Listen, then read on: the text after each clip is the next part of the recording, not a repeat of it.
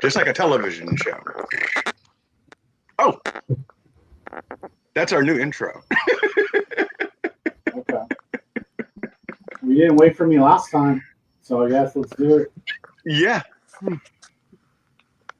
Okay, so I just sent him the link, so hopefully he can get in. Okay, so All right. Well, this intro is not what I expected to look like, but you know what?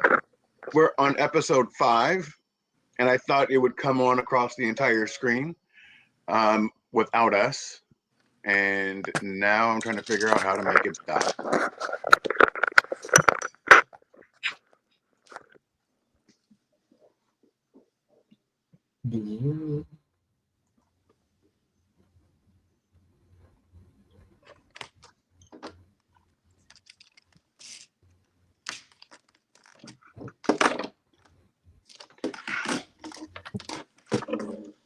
I think it's stopping now.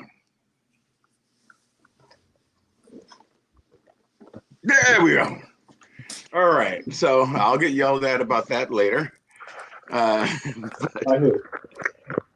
By me. Oh, All right. So welcome to UBU Live. This is a place where we come together and discuss things that could be a little bit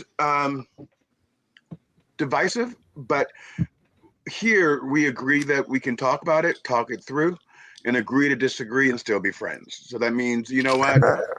I didn't grow up with the same lens that William did, or Josette, or Greg.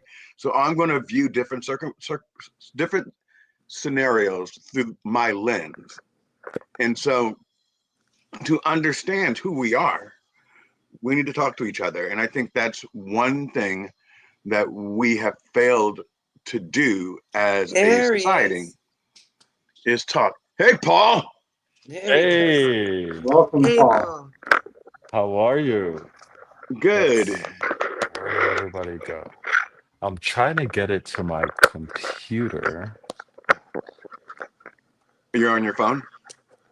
Well, yeah, because it's not showing up on my computer screen. The links are coming to my phone, but not my computer. And I don't know why.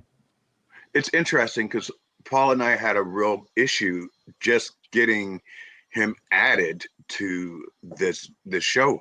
It wouldn't allow him to be a speaker, like everything possible was wrong. That's why I sent out that specialized announcement, because he didn't get the announcement that Josette got and William got saying, "Hey, I'm on this podcast." Okay, I'm But gonna another, come. Oh, never mind. Well, it's in these moments I like to say, coming from the world of information technology, and it doesn't work like we expect it to. I always share, at least the robots won't rise up to kill us today. not today. Not any, Not today. not anytime soon, huh? How's everyone's week gone? William, how's your week? My week has been amazing. I'm actually trying Okay. to host a conference in Ghana in September. So Okay. I'm going all out with the No Human Issues Based conference. And so far so good. People I'm speaking to are positive. So it's been Good. a good week. Yeah. Where are you at right now? I'm in Ghana, West Africa. Nice. Okay, I'm waiting for my invitation. You know, I can fly anytime. Don't know if they'll let me back Wow, to the United States or not, but definitely. but yeah, I would love to go to Ghana. How was your week, Josette? My week was super busy. You know, in my industry, it's, you know, all of our new spring products are arriving. So we're getting a lot of that in. So we're just super busy, you know, gearing up for spring, summer in our industry. So I've been super busy with that. And, you know, this weekend went to a great pool party yesterday. So had a great time. We have great With weather Elisa? here. Yes, we had great weather here in Florida today as well. So what's to complain about, right? I tell you what's to complain about. You tell Elisa next time she throws a pool party or one of her friends and I don't get invited, that's a problem. Okay. How was your week, Paul? My week was interesting, busy like everyone. Hmm. Um, an interesting week. The, the highs and the lows of this new administration, right? Because I work in healthcare. Uh-huh.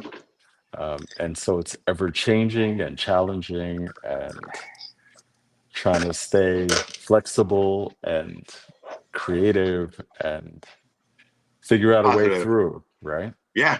Yeah. Yeah. So we are going to, so how the show is going to work. I'm going to give my little grievance for this week because I normally say I have a great week, but yesterday um, threw me off and I was going to talk about it. And it's a cautionary tale for everyone out there. Greg, how was your week? Much like everyone else, very busy. 2025 has been very busy and challenging year in all the best ways possible. Currently, in the moment, I have some things that are in transition and some new opportunities that are presenting itself. So I'm very excited about that. Started working Good. on my third book, amongst other things. Right But on. in the world of technology, it's always on and always on demand. So there's never a dull moment. Okay. So here's my grievance, and it's a cautionary tale. Um, I've been looking for a job for a while now, and I've had 3 interviews, and I was heading to my in-person interview on Friday. Now, when you haven't had a job for a year, you let certain things slip, and one of the things I let slip was my car registration. But I have insurance, and it had lapsed like in 2024 for like a month, but I got it reinstated right away. Driving to the interview, and of course I get pulled over, and I don't really care because I'm saying to myself, I have insurance, and he's going to let me go, and it's going to be all okay. The man stops me, and ignorance of the law is not an excuse, right? So it's not an excuse, and says, your tags have been sanctioned. So I don't know what that means.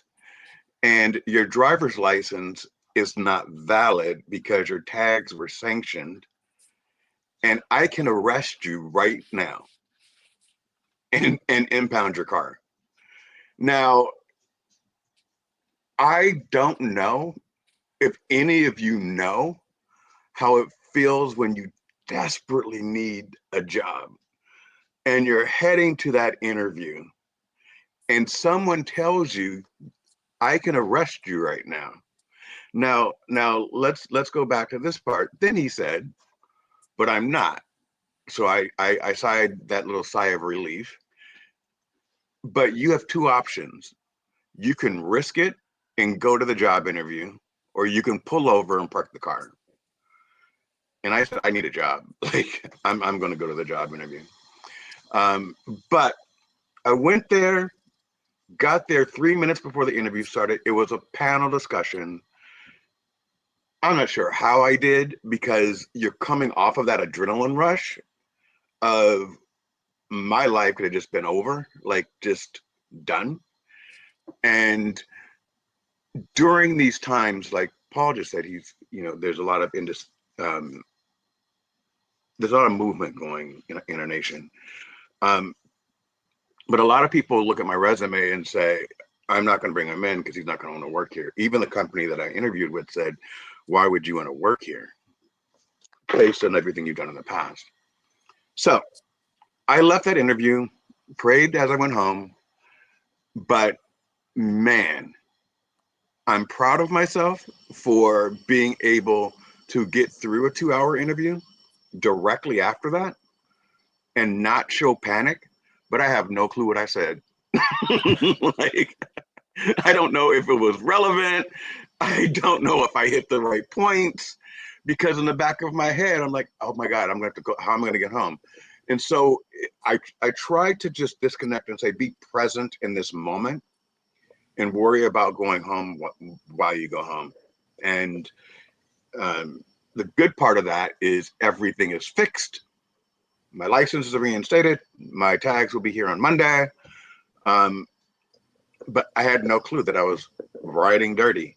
And I haven't done anything like that since I was like 20. And it's weird. It's really weird when you get to a certain age and you have to make choices about where you put your money. So Josette happens to know where I'm at. Don't disclose it. But I can walk to the grocery store. I can walk to the beach. So I don't really need to drive my car. Um, so I haven't been. Um, but it was a lesson learned, and it was very humbling. And I'm going to tell everyone out there to be thankful for who they are, and that people look over you in those right moments. I'm also going to ask each and every one of you, 1, 2, 3, 4, 5, to send me positive energy, prayers, universal love, anything that you can muster up, because it is, I guess people think that I'm a billionaire because I just sit at home and do videos all day. But no, this is to keep me from jumping out of the window. So I need as much positivity out there for me as you guys can muster up. Um, with that said, that's my grievance number 1. I'll end on grievance number 2. Let's go into William Plange from Ghana. And I would love to know about what you're doing and how can people reach you? All right, thank you so much. And I always love to share a background story of why I do what I do right now. If I have a minute, I would like to go back to a background story. Okay, so I grew up in a society in Ghana where we were told that when you go to school and you pass your exams and you are first in class and you complete school, you're going to get a beautiful job. Your life is going to be beautiful. Anything you want, you're going to afford it. So I grew up with that mindset. I went to school, completed. I was very good in class. Then after school, I realized that there was no job for me, and I was struggling. Apparently, I get these jobs that you end up using your salaries as transportation back to work. So at the end of the month, you are left with nothing. And it was very depressing. I was trying my best. I wasn't getting a good job. But my classmates, my friends I was way better than in class, were having the good jobs. They bought their cars. They are living their life. And anytime I saw them, I felt lagging because doing my efforts to get a good job, but then I'm not getting. And these friends are getting the good jobs. So one day we met as friends, we're having a chit chat, and one of them passed the comment that, hey, William, get a life. We are all moving. And that is where depression got real with me. And where I come from, men don't talk about depression. It's the sign of weakness. So you dare not speak about it. You're going to But be it's laughed real. at. But it's real. So it's everywhere, right? Yeah. Okay. It But knows it is no very gender. Depression exactly, knows no gender. But I understand the exactly. dynamic of masculinity in other countries that Mm, and in mm, the Black community in general. um I think that we tend to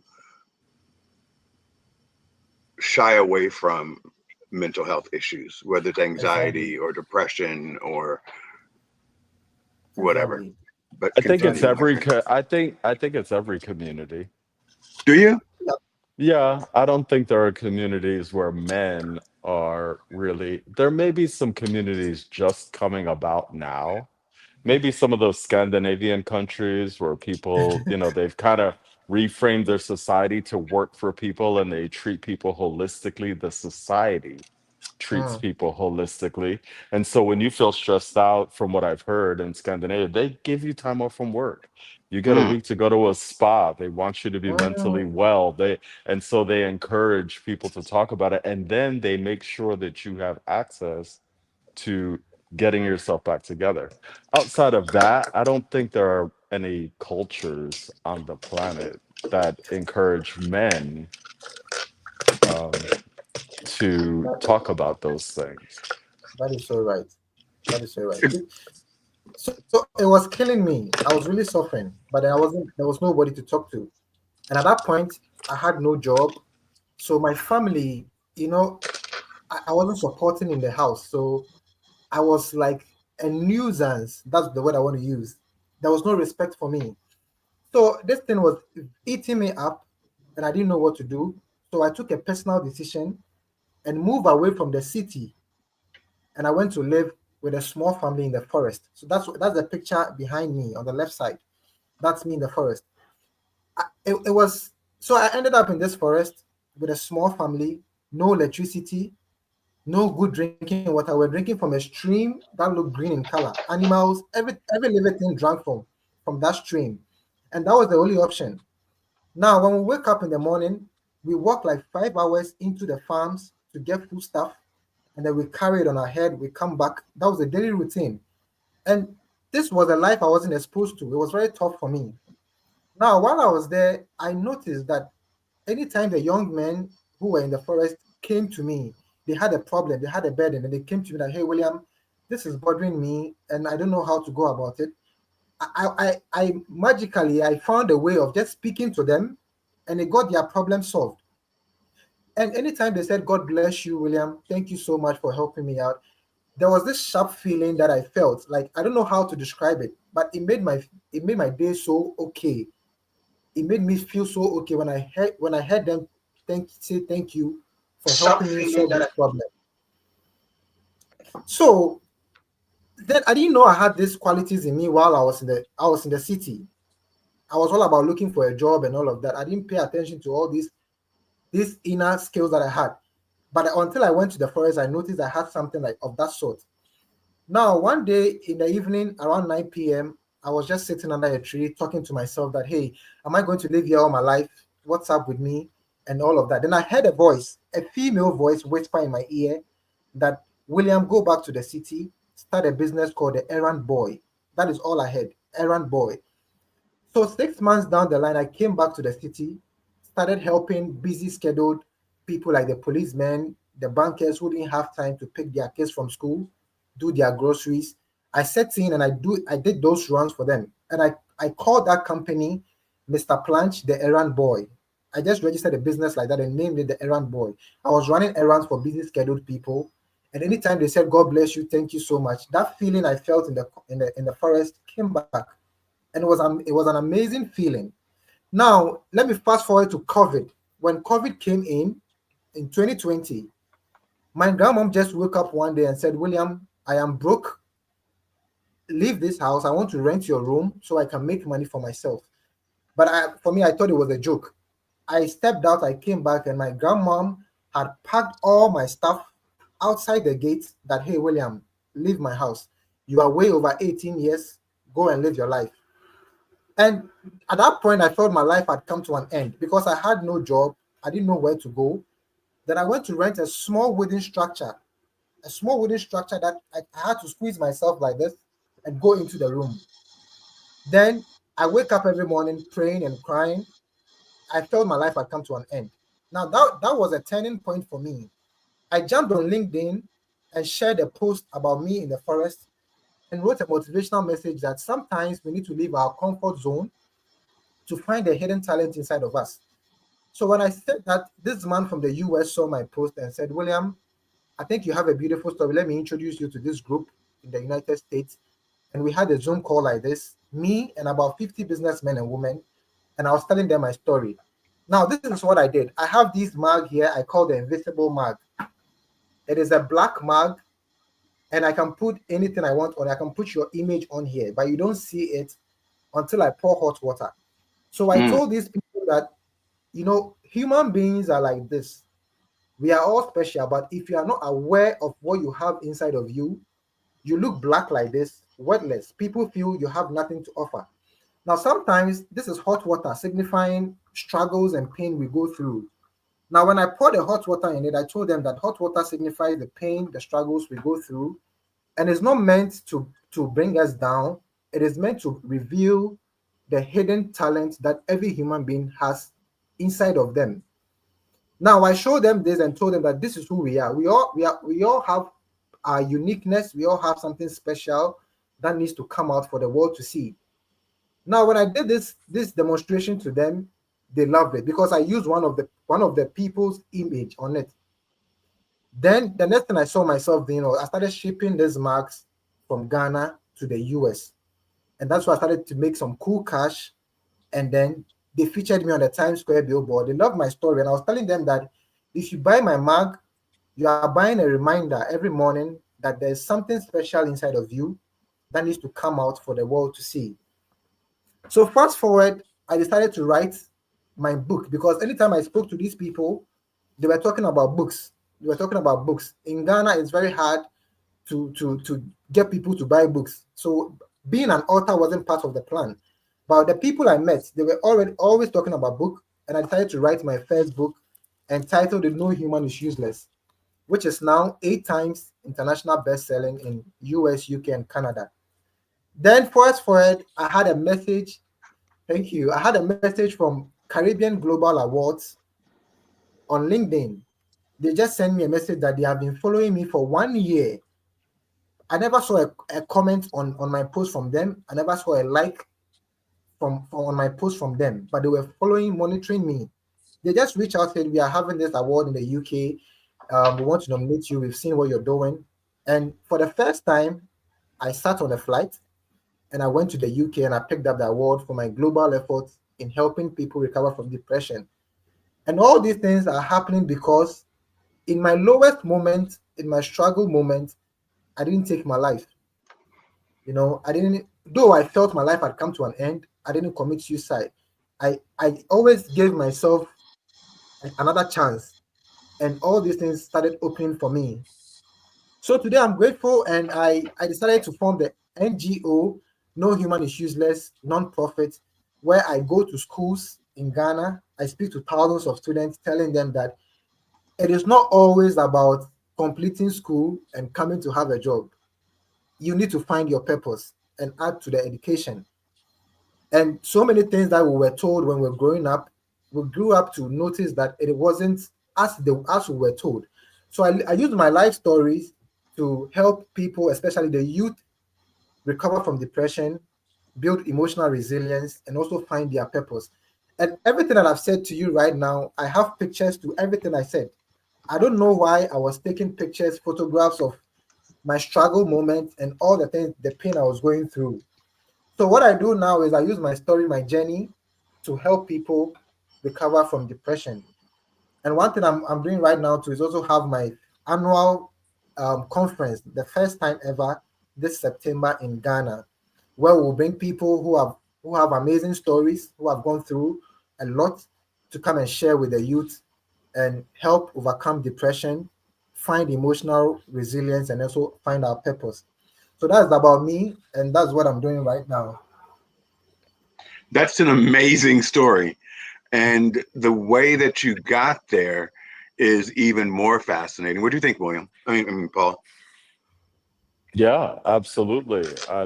I love uh, just a fantastic story of hope, and I guess I'm thinking to myself, hopefully when people hear the story, it gives them a different way to look at life.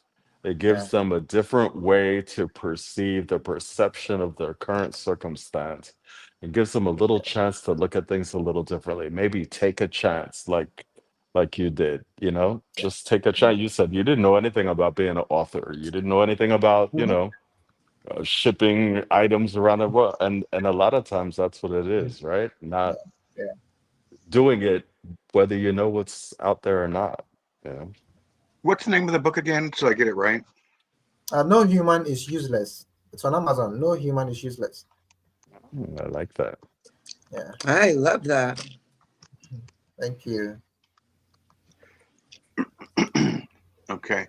So I wanted to add it to the banner so that people can see that while we're talking. Okay. Um, Okay. and so, keep that no human is useless Mhm.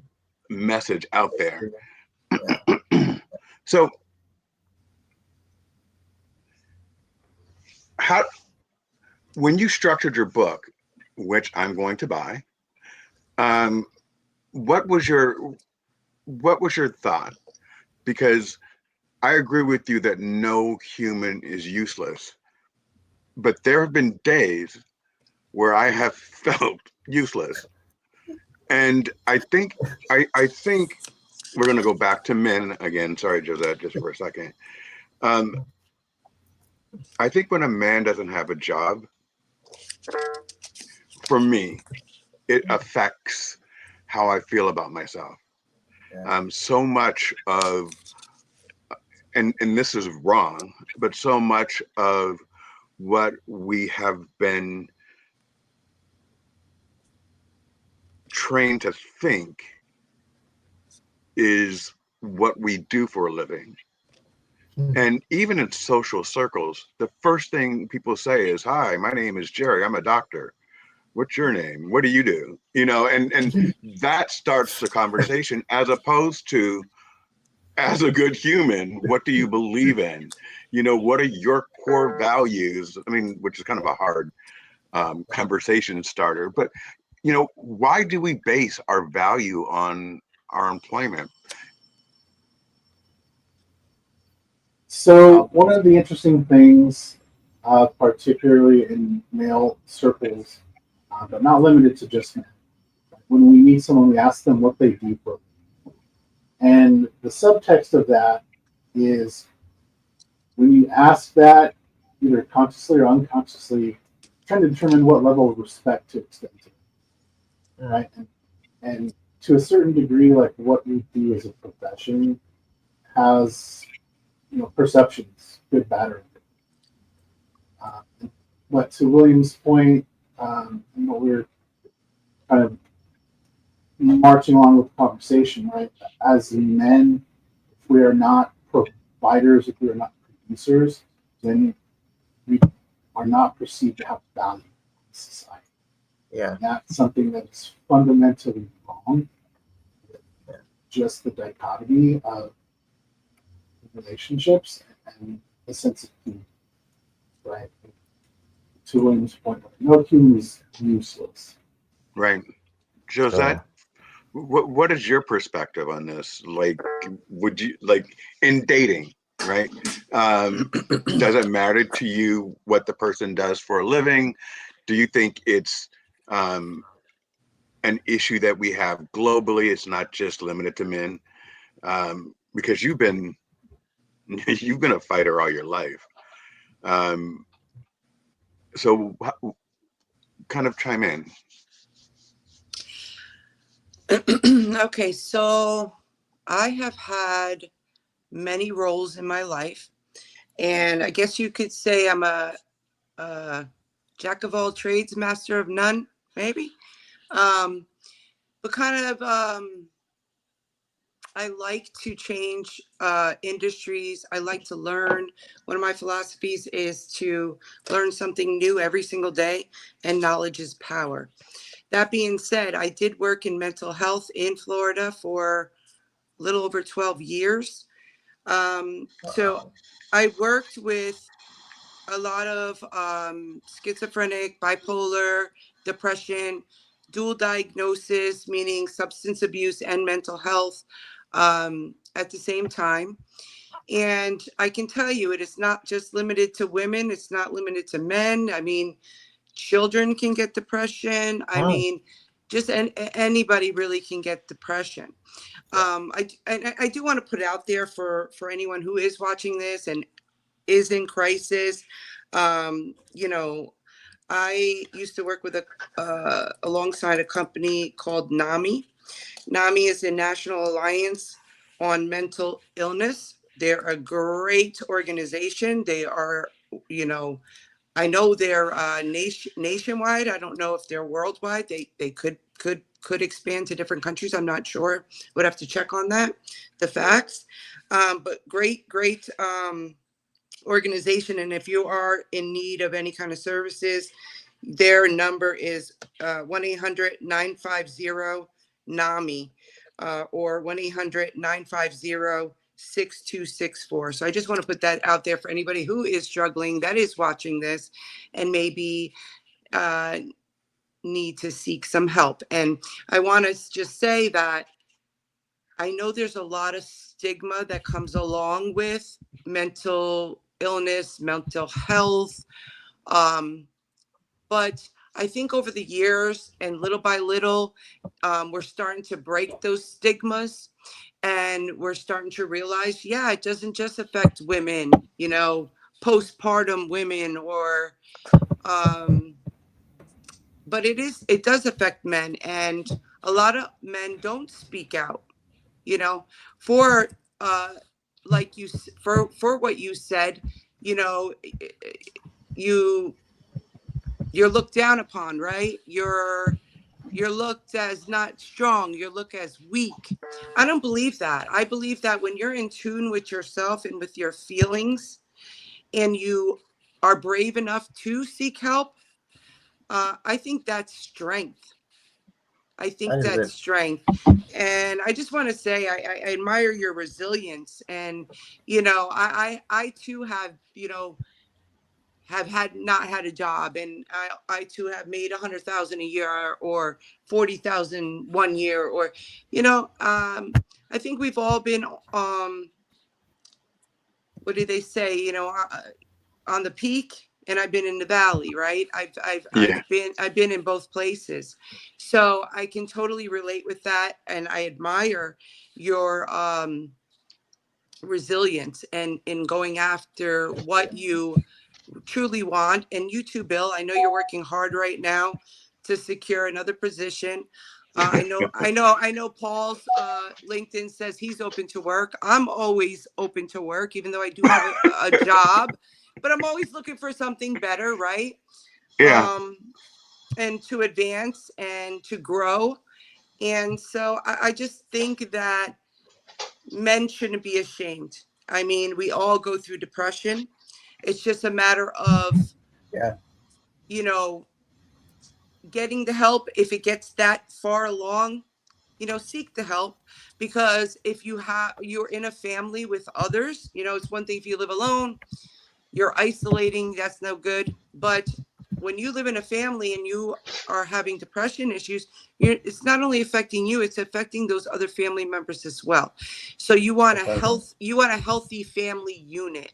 So nobody should ever be afraid to seek help. Yeah. I Oh, just there's wanted my brother. I just wanted Go to ahead. add real quick, Paul, before you jump in. In addition to the NAMI resource that Josette shared, I believe 211 is also a local resource you can dial. They'll get you connected to not only mental health services, but any type of social service. Yeah, that's true. Yes, is that That's true. only is that only in Florida, or is that nationwide? I believe 211 should be nationwide wherever Is it? there's Okay. 911 and 411 services as well. Okay, great. Because I know we have 211 here in Florida, and that's why I didn't mention 211, only because I Right. wasn't sure if it was nationwide. And the NAMI I do know is nationwide, but hey, Absolutely. Yeah. if 211, absolutely, that's another resource out there that people can check out. Absolutely, they're very I've, u- good. I've 211. used both, Yeah. yes. Yes, Yeah. yes, absolutely. Yeah. Paul. Sorry, Paul, Well, go ahead. William, I just wanted to, when you first started speaking, you said um, how we were trained to think.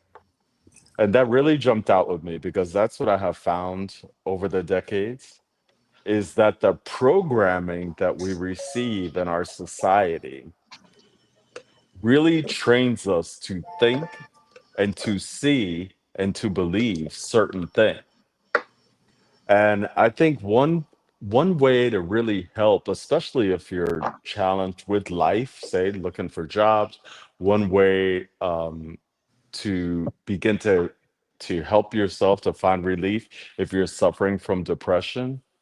What I think just the average individual, it's always good to kind of take a little time for yourself and to sit back and to think about that training.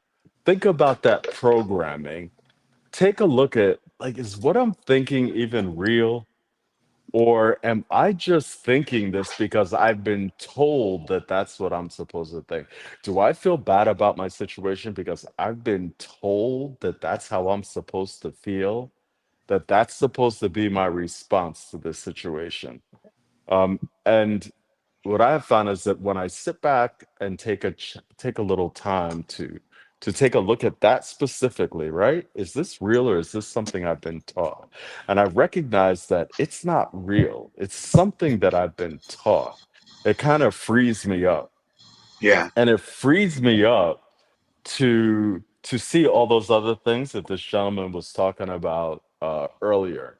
It frees me up to kind of see possibilities where there weren't possibilities, and even to give myself the ability to take a risk, right? But I think it's very powerful. When you talked earlier about men and depression, and I made this statement about, I don't really know societies that focus on those things yet, right? I think Yeah, it's a that's great true. thing for us to always have in conversation because I think that's a future goal of society. In some of Yeah. my social media conversations that I'm having, I keep saying to people, I call on all the creatives and people like yourself that are on this program today, to think about what do we want to what do we want to replace this current chaos with? Because believe it or not, this chaos is not going to last forever. But what No. do we want to replace it with? And that's a really good thing to look at, right? Wait a minute. How are we training people to think? What things are we training people to believe that's leading them down a road of depression? Things that aren't even true. And maybe in this next society, after this chaos, that we want to really prioritize a holistic human being, that we want to really prioritize a society that doesn't program men to feel a certain way, right? A Yeah. society Right. that doesn't program individuals, human women, you should feel like that. Oh my gosh, you can't have children, then you're not a woman anymore. I think it's really, this is a great conversation and really something I hope people watching are willing to take a Mhm. chance and always look at your thinking and kind of go, is that really what I think? Or have I been trained to think that? Have I been programmed to believe something that is really not true?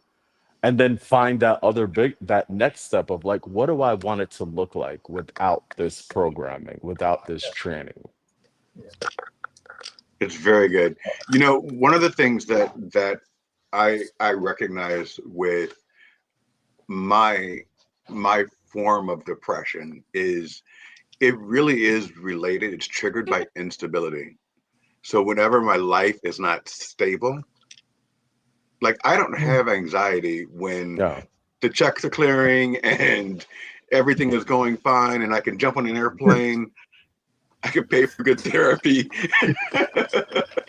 Well, William, we call that situational depression, and we have to be very Correct. careful Okay. about we have to be very Correct. careful about the use of the word depression, because a clinical depression is very, very different from situational Yeah. depressions, lifestyle depression, Yes. circumstances, not having certain life skills to meet certain child, having faulty programming. That is not a clinical depression, and we have to be really Yes. careful not to conflate those Yes. things. well, Wow. well, I'm not going to go deep into it, but Josette can say that I've had an issue, and she came by and she got my ex-wife and she flew me back to California, so I wasn't here alone during COVID. It I'm I'm not ashamed of it. Whose phone is ringing? Is that William whose playing. phone?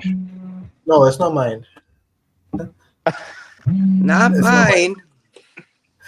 Okay, but so I when I've only been unemployed twice in the economic downturn when no one can find a job, and then during COVID, my business closed due to it was a privately owned business, fully funded by me, and our cash flow just dried up, just like a lot of businesses out there. And Yeah, but I think that was due to the first round of tariffs. We took a It was. It huge, was. huge hit with that. Yeah. Yeah, it absolutely was. So a lot of people don't understand tariffs, but they affected us before. Um, in September, Donald Trump was talking about those. And every time he did, the market became unstable and people stopped buying. So we saw a very soft Q4 in 2019. Um, and then in 2020, COVID shut down and we just couldn't make it past it. But And not only that, a lot of our vendors that we were, that were our suppliers, went out of became a business. competition. They went out of business. A lot of them, because Yeah. I was managing the vendors, so I know. Um, at least 10 to 20 of them went out of business. They could not afford. We were in furniture, so a lot of the components for furniture, like the hardware and different things like that, lumber, different things like that, gets imported here, and those companies could not afford those tariffs, and then they went under. And when they go under, then that's cuts off a what's the word I'm looking for? Supply chain. Supply Yeah. chain. That's the word I'm looking for. Yeah. It cuts the supply chain. So that was another factor as well, Bill. Yeah. So let's get off of that because that's enough on me. I'm going to throw this question from Barbara Shine to Paul Thomas because I said that there's differences in cultures in how they respond. And I think, Paul, you said, I don't think it's a cultural thing. So, Um, well, I think you said black men, which is true. But what I Very didn't want to true. do is which is true, but I didn't want to make it seem like it was a black male thing because it's not. It's a male thing for sure, and 99% of that is just how societies are set up, and societies have been set up to give men a certain role, and that role has always been provider, and you were supposed to achieve certain things. And when that is not happening in your life, it can lead to things like lack feelings, low self-esteem, lack of self-worth, things like that. I just said that, well, I wouldn't want to just act like that only happens to black men because there's a lot of different people that could be watching right now and they could be yeah, suffering. yeah, They could be suffering from what we're talking about right now. And the thing is, it's not a black thing, it's a men thing. And so Yeah. that's what okay, I meant. That's what I meant by, well, it's not just black men that respond this way. It's huge. Josette knows it's huge in the Latino culture too. I mean, yeah, Latino men are not brought up to Yeah. ever. Macho. Right. So I didn't want us to first of all stigmatize a group and make it like this happens to black men and not to other men, because that's not true. And I okay, also wanted Uh, to expand it to give all men, any man that may be listening, that may be identifying this, a chance to go, yeah, that's me. That's happening to me too. And give them maybe the opportunity to call 211, like this gentleman said, or to reach out to NAMI or any type of resource that they may need. But that was the only reason why I said that, is because I wanted to make sure everybody was you everybody Included. know what? right. And you're absolutely right. And this is why this is unscripted. And we're going to each one of us to get the different views. And as I said in the beginning, um, we all view life through our lens. And so that was my experience. My Right. mother would say, pray on it, as opposed to, no, you don't understand. I can't get out of bed. It's not, it's more than what you're giving it. And that's kind of hard to articulate sometimes. So you Right. are actually But right. I got support when I went through that in my, I think I was around 30. I went through a crisis time like that, but my mother brought me to therapy. Like I was like, I Right. think something's not right. She was like, we're gonna go.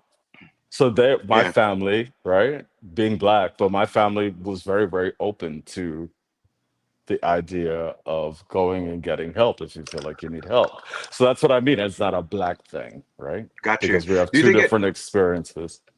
Well, absolutely? you Do you think you always hear the saying, "Man up," yeah, Yeah. right? Yes, Yeah. So yes, And yes. you're conditioned that's to right. That's don't right. cry, don't cry, man up, Yeah.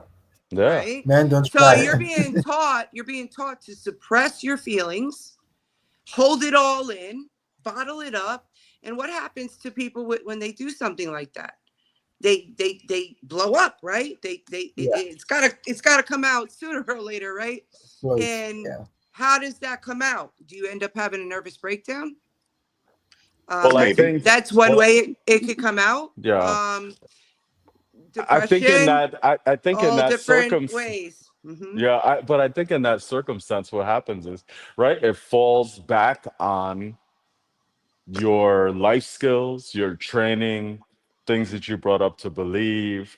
And so if you don't have any of those outlets, healthy outlets, then yeah, then depression and nervous breakdowns and suicide and all those things because you don't have the skills and the resources that we need. Hopefully we can build a lot more of those things into our society so I that people wanted to can know where to go. jump in since you mentioned resources. Um, Interesting enough, there is not a Nobel Prize category for psychology, believe it. However, there were two clinical psychologists who received a recognition award from the Nobel Institute for their work in psychology, um, which was applied to economics, which is that's why they were recognized.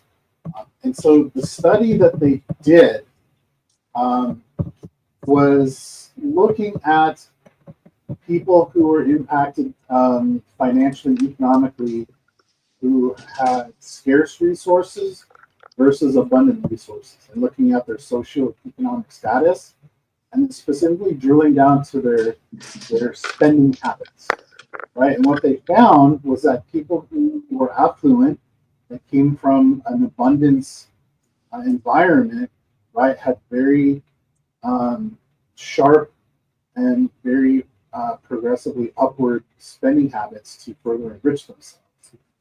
But the people who came from a very scarcity environment had very erratic spending habits and patterns that sometimes were counterproductive and had a negative trajectory because of the socioeconomic factors of that scarcity environment, that scarcity mindset, and having to scramble just to survive, sometimes in the moment and for the day, let alone week to week or month to month.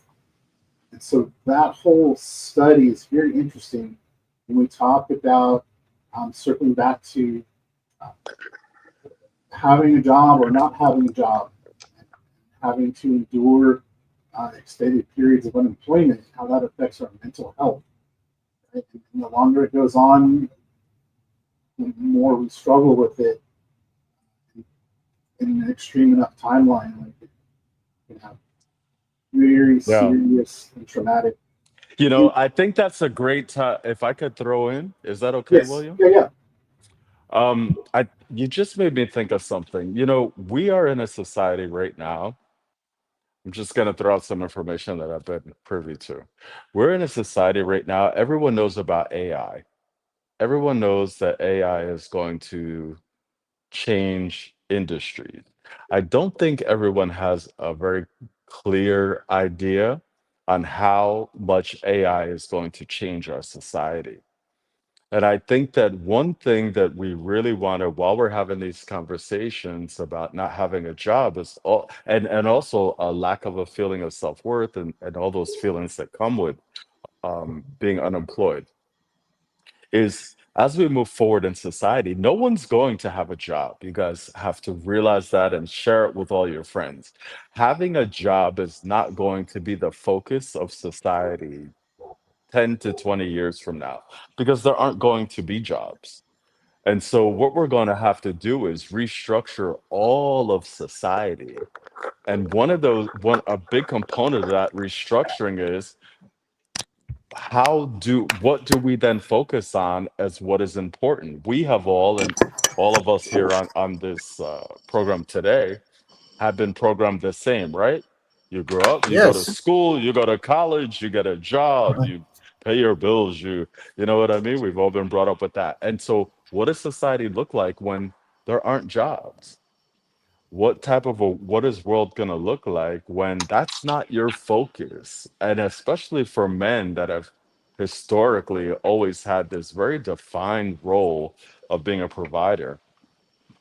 How do men then find that sense of self-worth when that's not their main motivation, right? Because in this AI society 10 to 20 years from now, there's not going to be any job, and we're I agree with still that. going to have, yeah, yeah, I agree with that, and I also think that we have to figure out um, a global structure. Like, yeah, if you don't have a job, then who gets the nice house by the beach, and then who gets the, yeah, like how does that get figured out? yeah, Um, so yeah. and it's kind of scary.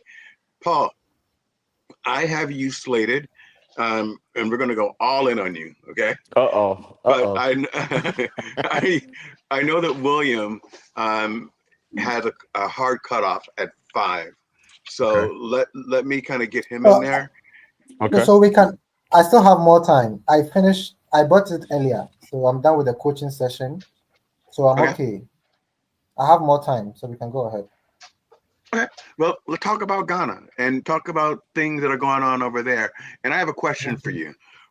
Okay. How has, and this is really great because we're such a global world now, how has the views from your perspective on America changed? At one time, we were the world leader. Are we still seen that way? Okay. The truth be told, when I was growing up, I was like, I want to go to America, but now I don't feel like that anymore. I don't feel like that. Uh, Like that, I was so anxious about it.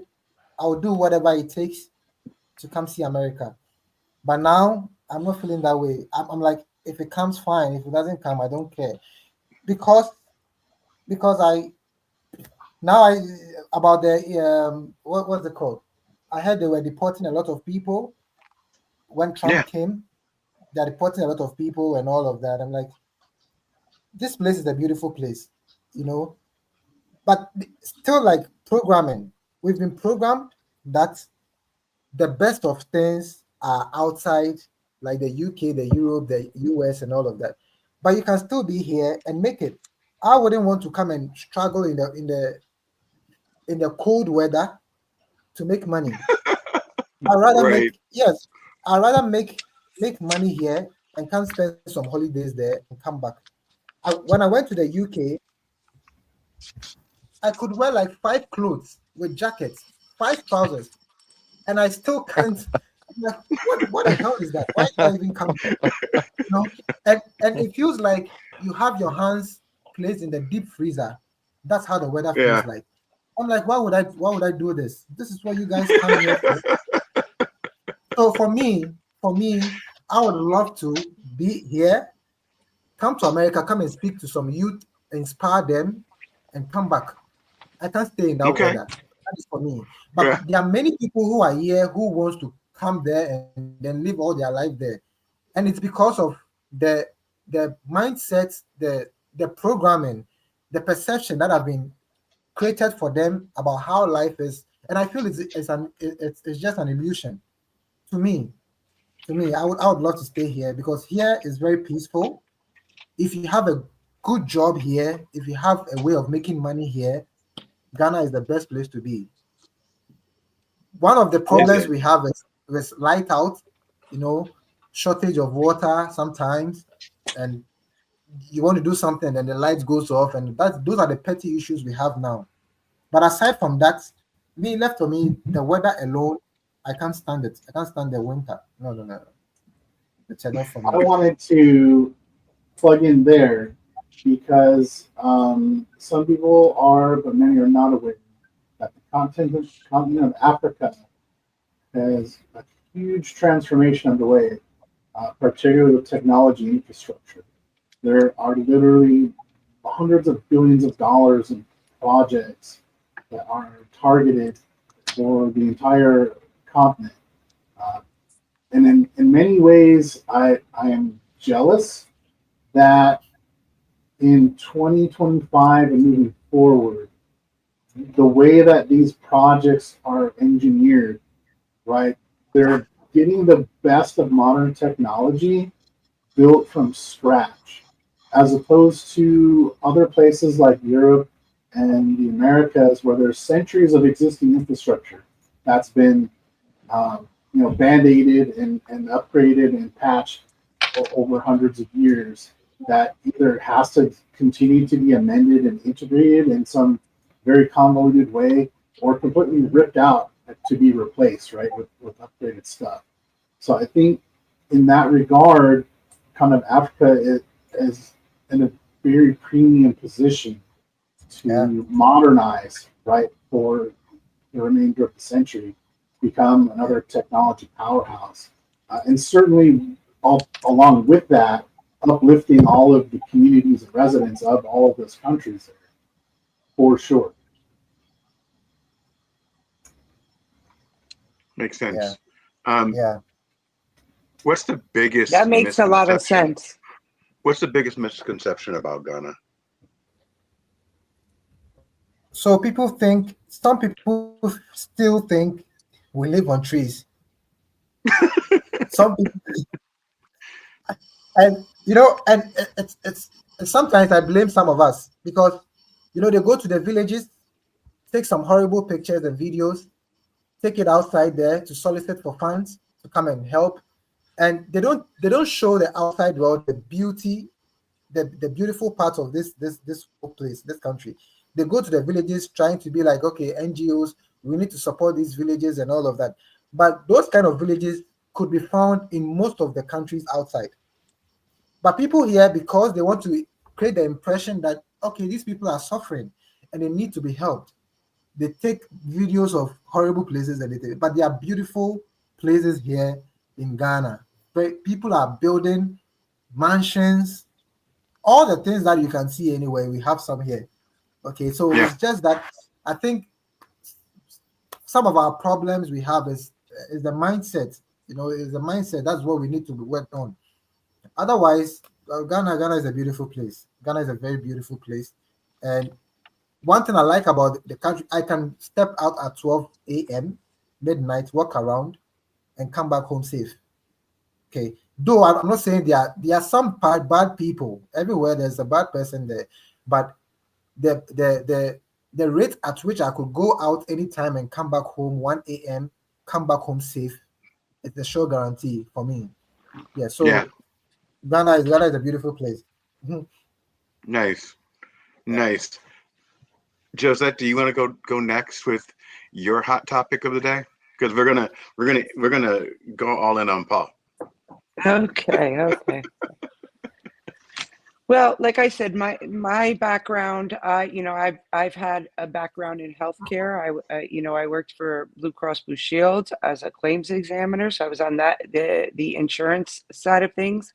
I also did marketing in healthcare, and and then I'm also a cosmetologist, so I do hair. That's something else I do on the side to make extra money. So I think in this day and age that you can't limit yourself. You have to have several revenue streams coming in, because you just can't rely on any one entity anymore. You know what I mean? Because like I found in Florida alone, many of the businesses that I've worked for here have all gone out of business. So you have to always have that um, backup plan, if you will, right? And now in the last over 10 years, I've been in e-commerce, and thanks to Bill, I learned a lot at his company in the e-commerce field.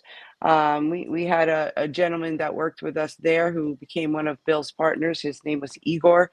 He was invaluable to me as far as, because you got to remember, I'm older than a lot of these young kids coming out of school that, grew up with, or, were born with a technology in their iPad. hand, Mhm. right? I didn't touch my first computer until I was in high school, you know? And it was the old Apple big screen with the floppy disk in the, you know what I mean? Like kids have no idea. And it was like the screen looked green and you would have to write like in code almost, right? Yeah. So Lotus 123, I go back. So Can we come a uh, little bit further forward? what I'm saying is, my point is, I appreciate this younger generation, which has also helped me to, with my technology, as far as getting into the field that I am now. And I've been doing that for a little over 10 years now. Furniture first, and now into shoes. Um, but yeah, that's basically it for me. My whole thing right now is like you brought up about the universal pay, right?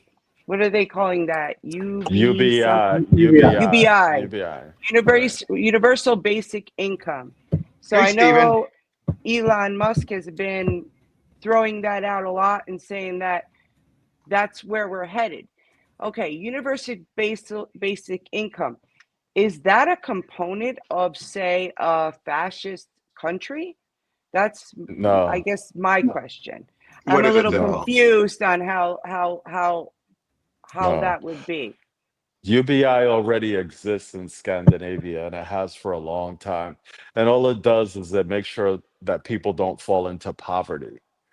And Oh, okay. so if you lose your job, like we're talking about today, you don't go on like here in America, you lose your job, they give you nothing, right? A couple of food stamps and like, like you get nothing to really survive. And so you are in survival mode. But UBI means that you don't fall into poverty and that when you lose your job, you receive enough to comfortably pay your rent and have food. And it's a way, it's really just a way of keeping society healthy overall. Then people don't get stressed, people don't fall into depression. It isn't a stress on the healthcare system. It also decreases violence because then people don't go out and try to commit crimes because they're trying to survive. And it also gives people a chance to not fall into a type of a depression where they're not stressed out about surviving. And so they can actually plan and work and do the things they want to do to get back into the work world, right? Yeah. Okay. So Um, you basically are getting that income, and then you can work on top of that. Because I was under the impression that that's all you get, and that's it. you get UBI, and then you can, right. Well, then if you go back to work and you're making more money, then no, then you go to You your don't need it. salary. Right. You don't need it, but it's really a way, and it's something that we're gonna have to do globally to make sure that no one falls into poverty. Right now, no one should be in poverty on the planet.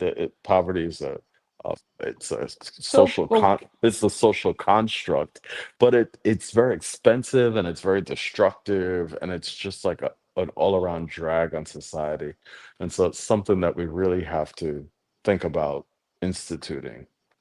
So I so have a what's the question for you. difference between unemployment and UBI then? Isn't it kind of the same concept? No, It depends. no, It can be applied no. a couple different ways, but basically, UBI fundamentally, if you are looking to simplify it, would be the equivalent of like the minimum wage, right? When the minimum wage was introduced, it was supposed to be the absolute minimum that you could live No, on. no, When it that's was not introduced, UBI. no, no, hold on. Minimum wage was introduced was supposed to be a minimum dollar amount that you would be Oh, paid for your right, services, so you could right. live not in a poverty or survivalist mode, right? And then so when we are not employed, that's what social services unemployment was supposed to um, augment or provide until you gained your next employment. So minimum wage when you're working, and then unemployment when you're not. So both of those concepts, right? There's just a minimum level of income that you would need to live comfortably without having to starve or be unhoused. So So, UBI so is kind of a modern version and a combination of that, saying that regardless of whether you're working or not working, this is going to be a paid stipend to you so that you do not have so you can be fed and housed, whether you're working or not. That's what But it's not unemployment, and it's not like minimum wage at all. UBI is a much bigger thought process of human beings never being in poverty. And right. so a That's what friend I'm of saying. mine, Like, in Denmark explained to me, like, when he was working and he was living in Denmark and he had this beautiful fancy apartment that cost lots and lots of money, but he made lots of money. He could afford it. When he lost his job, he had to leave that apartment and go on UBI. He couldn't stay in his fancy apartment, but he didn't go into what we would consider like Section 8 housing. He just found a smaller apartment that was very, very nice. It would be like upper middle class apartment here, just a little bit outside the city. So now he had a commute. But he was nowhere near um, a minimum wage type situation, right. or That's why I said the little bit, right? there's You have different to ways to remember. apply that. Absolutely, but the concept is right. There's a minimum level of You have existence that UBI you have to provides. you have to remember that our minimum wage were to go along with the way that it was initially formed. Our minimum wage right now would be like $30 an hour. Correct. They just never raised it. Correct. So if you lost your job and you went on minimum wage and they just didn't do the things that they're doing to the system, you'd make good money, right? You wouldn't be anywhere near poverty. Whereas people in minimum wage now are definitely in poverty. People who oh yeah. make double minimum wage are in poverty, right? Well, That's what I mean about. what happened to minimum wage is not the same as the reason why it's free. Yeah, but UBI is a very, very different thing, and it's gonna be very necessary because, as I said before, with AI, there aren't going to be a lot of jobs, and UBI so would be applied whether you're working or not. Here. you're going to have to, in order for humanity to kind of really survive, um, we can't have so much of the world in a poverty situation without access to Agreed. medications or healthcare, or so we're going to have to lift everybody out of poverty. Everybody should have been out of poverty by now, but Elon Musk decided to buy Twitter instead. But really the goal was to start to move people out of poverty. And I mean people all across Africa and people all across India, um, people all over America, because poverty is really, really a drag on humanity's evolution. Yeah, There's yeah. a blueprint that a gentleman from, I want to say it was Finland, um, Dr. John Avery. I shared an article that an op-ed he wrote a couple of years ago in which he creates a blueprint of how we get there. It's the roadmap, and it talks about Yeah. all of the major beats Oh, politically, economically, uh, at the community level, right? How do we get there? yeah. And so I have a post on my LinkedIn feed if you want to circle back to it, Wow. referencing that article. But it's already written. The Yeah. road has been enlightened for us. We just have to roll up our sleeves and do it. Oh, yeah. There's a lot of different ways. And it's exciting, but it's something that humanity is really being backed into a corner that we have to do, right? Yes. Because when AI continues to take over industries, like professions, what we all talk about, we went to college and we got these degrees, but whole professions just won't be necessary because the computer will do it in a second. We're using it now probably in many of our jobs, right? There, Even Um, surgeons. it's very yeah, true. yeah, yeah, There's going to Oh be yeah. It a started with lot the of toll booths, right? We used to have toll people in the toll booths. Now there's nobody in the toll booths anymore. You know, we Yeah. have the self checkout at the registers at the store. I mean, you can look at the different industries and how, you know, the technology is coming in and just taking over. Yeah. And you know, I kind of agree with that, and because, you know, like in business, what do they say in business? They say you're only as strong as your weakest link, right? Right. So your weakest link, those employees that maybe need that extra, you know, schooling or that extra some extra courses to help them get up to par. We have those same type of people in this country that are, I guess you would call the poor people, right? Which most people are in poverty. I mean, the minimum wage I know in Florida does not, you know, is does not equal to what the rents are here. It's impossible for people to survive on minimum wage here. I know in South Florida especially. Yeah, but Um, as people start complaining about that, then what they've done is they've increased the minimum wage at McDonald's, but then decreased the human aspect and replaced it with digital. So yeah, they've raised the minimum wage, but they've decreased their human capital expense. People sit there right, and order right. themselves on Right. a So that's little. what I'm saying. Every technology is like just taking over, but you have to look at that concept like in business, you're only as strong as your weakest link. You got to think about that in a country, right? So we're only as strong a country as our weakest link, right? Hmm. Because if we don't care for our homeless, and I'm talking from, I'm a very humanitarian type person and I'm motivated by that, and I work with the homeless. Um, for me, I treat a homeless person the same way I treat a billionaire. I don't see them any differently. And that's Uh, just me. But I feel that if we don't take care of the homeless and we don't take care of the poor, um, and help them, it makes society worse for all of us, right?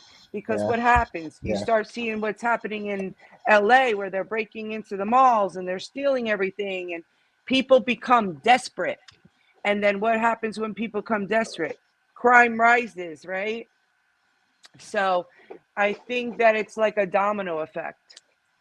There was a Jewish guy a couple years ago that was talking about all that, and a couple of his friends liked what he was talking about and kind of followed him around. And the local government really didn't like what he was saying, so they kind of tortured him until he ended up dying. But Where is that's that? What local government? What local government was that? that was Rome. Rome? Yes, the Romans. Okay. All right, I'm I'm going to pivot now. Okay. So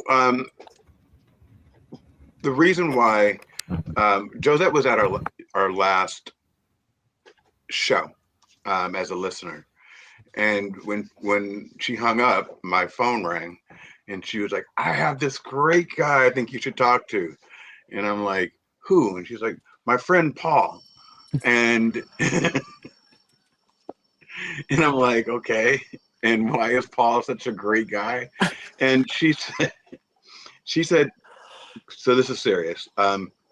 She said that some very important programs that you're working with have been defunded by our current administration. Yeah. And I think that what a lot of people don't understand is that there's real life repercussions to what's going on. These are life and death situations that people aren't talking about. And going back to, I think what we all said, I don't remember exactly which part of the show it was. Um, I think it was Josette talking about the homeless and we all need to help. But I stand with everybody. And I have found that there are people out there that if it doesn't directly affect them, then it's not their issue. And that's not how we're going to grow as a society. There's more people Yeah. crying that are veterans that got released. That anyway. When that bat hit everything, it didn't look at any of our colors or races or It did not anything like that. discriminate. It just Absolutely. knocked everyone out of the box. Yeah. And people are being in a world where we're the richest country in the world, according to what people say. Important programs are being defunded. So I'd like um, for you to talk about all the great things that you've done through your work, Paul, and then, or you don't have to talk about it.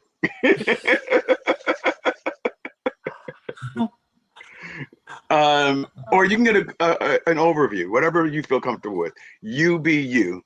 But I really want to know. I really want to know how this has impacted and will continue to impact the people that need that assistance. And I'm Yeah. very interested in this as well. And that's another reason why I wanted you to get Paul on the program, because I think it's really important. It's really important for people to see what's really, really happening. So go ahead. Yeah. And if you don't want to talk about Yeah. it, Paul, you don't have to. It's you be you. Remember that. Yeah. No, it's I'm fine to talk about it. I don't like to talk about me, but I'm very comfortable talking about issues. Um and so I have worked in healthcare and education for over 30 years. And I'm one of those people that started working with AIDS patients back in about 1986, 1987. Um, and anybody that's from that generation, like we saw a lot, right? When I think back now, um, I was 21 years old just watching people die every single day. Like when I look back now, I'm like, holy cow, I can't believe that like I lived through that. Um, what I say to people now about the current situation that we're in, and when people feel hopeless, so they're not sure what to do or what's going to happen, and a lot of bad things are happening, I fall back on those, remembering those times, and I say to them, when I first started in this work, it was against the law to be LGBTQ. Um, you could not be out at work. You could not, everything was still in secret. We didn't have any protections back in the 80s. We had a federal government that hated us and were laughing and joking in Congress about people dying. And a lot of people died. I mean, a lot of people, in a very short amount of time, a lot of people died. It was unbelievable. And in that happening with no um, political support and no rights, we still move society forward. And we still move society forward towards equality. We still move society forward towards obtaining rights. We changed healthcare in such an incredible way that Dr. Fauci often says his most important cohort that he has ever worked with throughout his whole career was the LGBTQ community getting out of the AIDS crisis. And so I try to remind people, it's been worse. What we're going through now is really, really horrific. And the house is on fire. And we So need to start what are we going through right now? so what we're going through right now, when you look at the destruction of programs, when you look at the cutting of funding of like NIH programs, when you look at NIH means National Institutes of Health, okay. which is affecting it. It's global, right? I personally happen to have been, and I don't know if he's still on the call, but I had texted Dr. Laron Nelson from Yale and told him that I was going to be on this. But it was a huge study, the largest study that ever got funded by the NIH on healthcare in the South, right? Looking at states in the South and focusing on 5 cities in total, but we were really working on 3 major areas. They consider South Florida, Broward and Miami-Dade County a city. because we have such a high rate of HIV.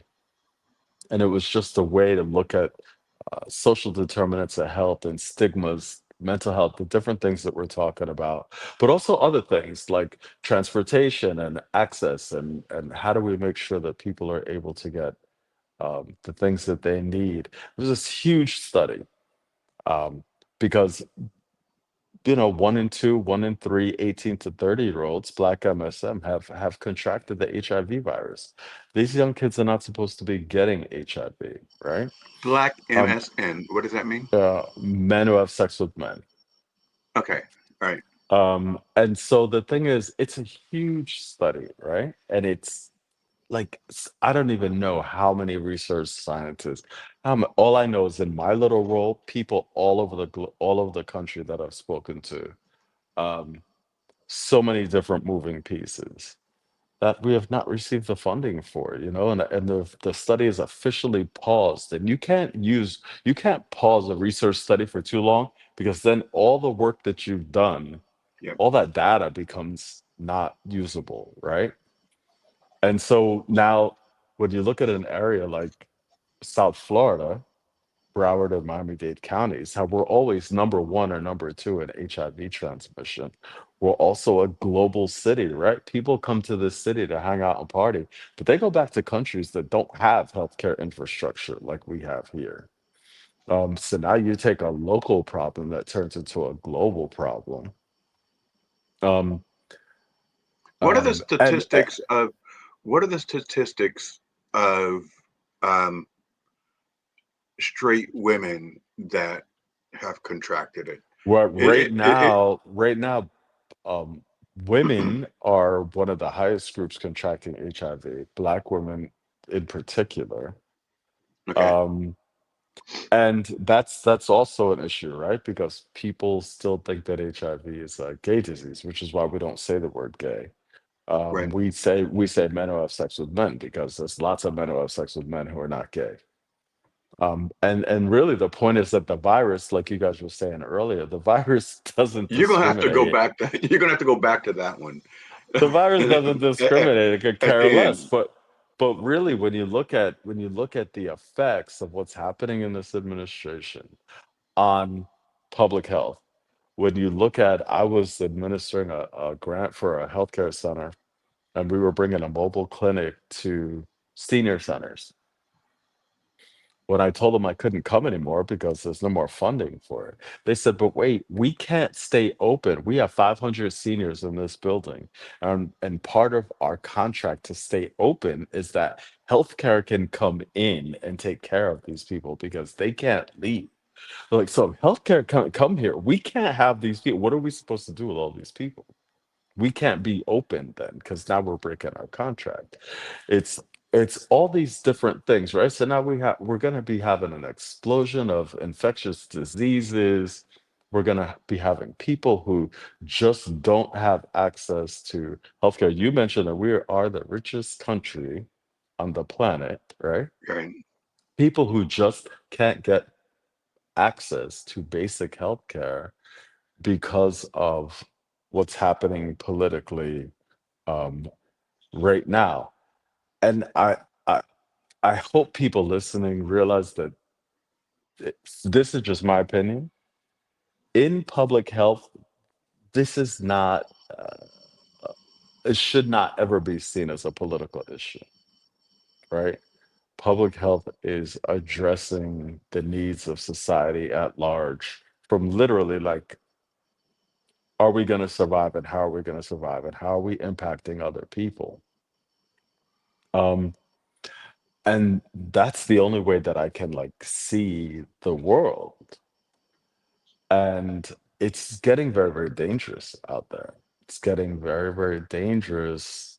I I would hate to imagine that the HIV virus, which is always mutating, that because people fall out of care, because people stop having access to treatments, because people start not being treated until after they become really sick, that the virus mutates outside of what our medications currently can Adjust to. be effective with. Right. because Right. now we're back at a place back in the 80s going, how in the world do we now stop this thing?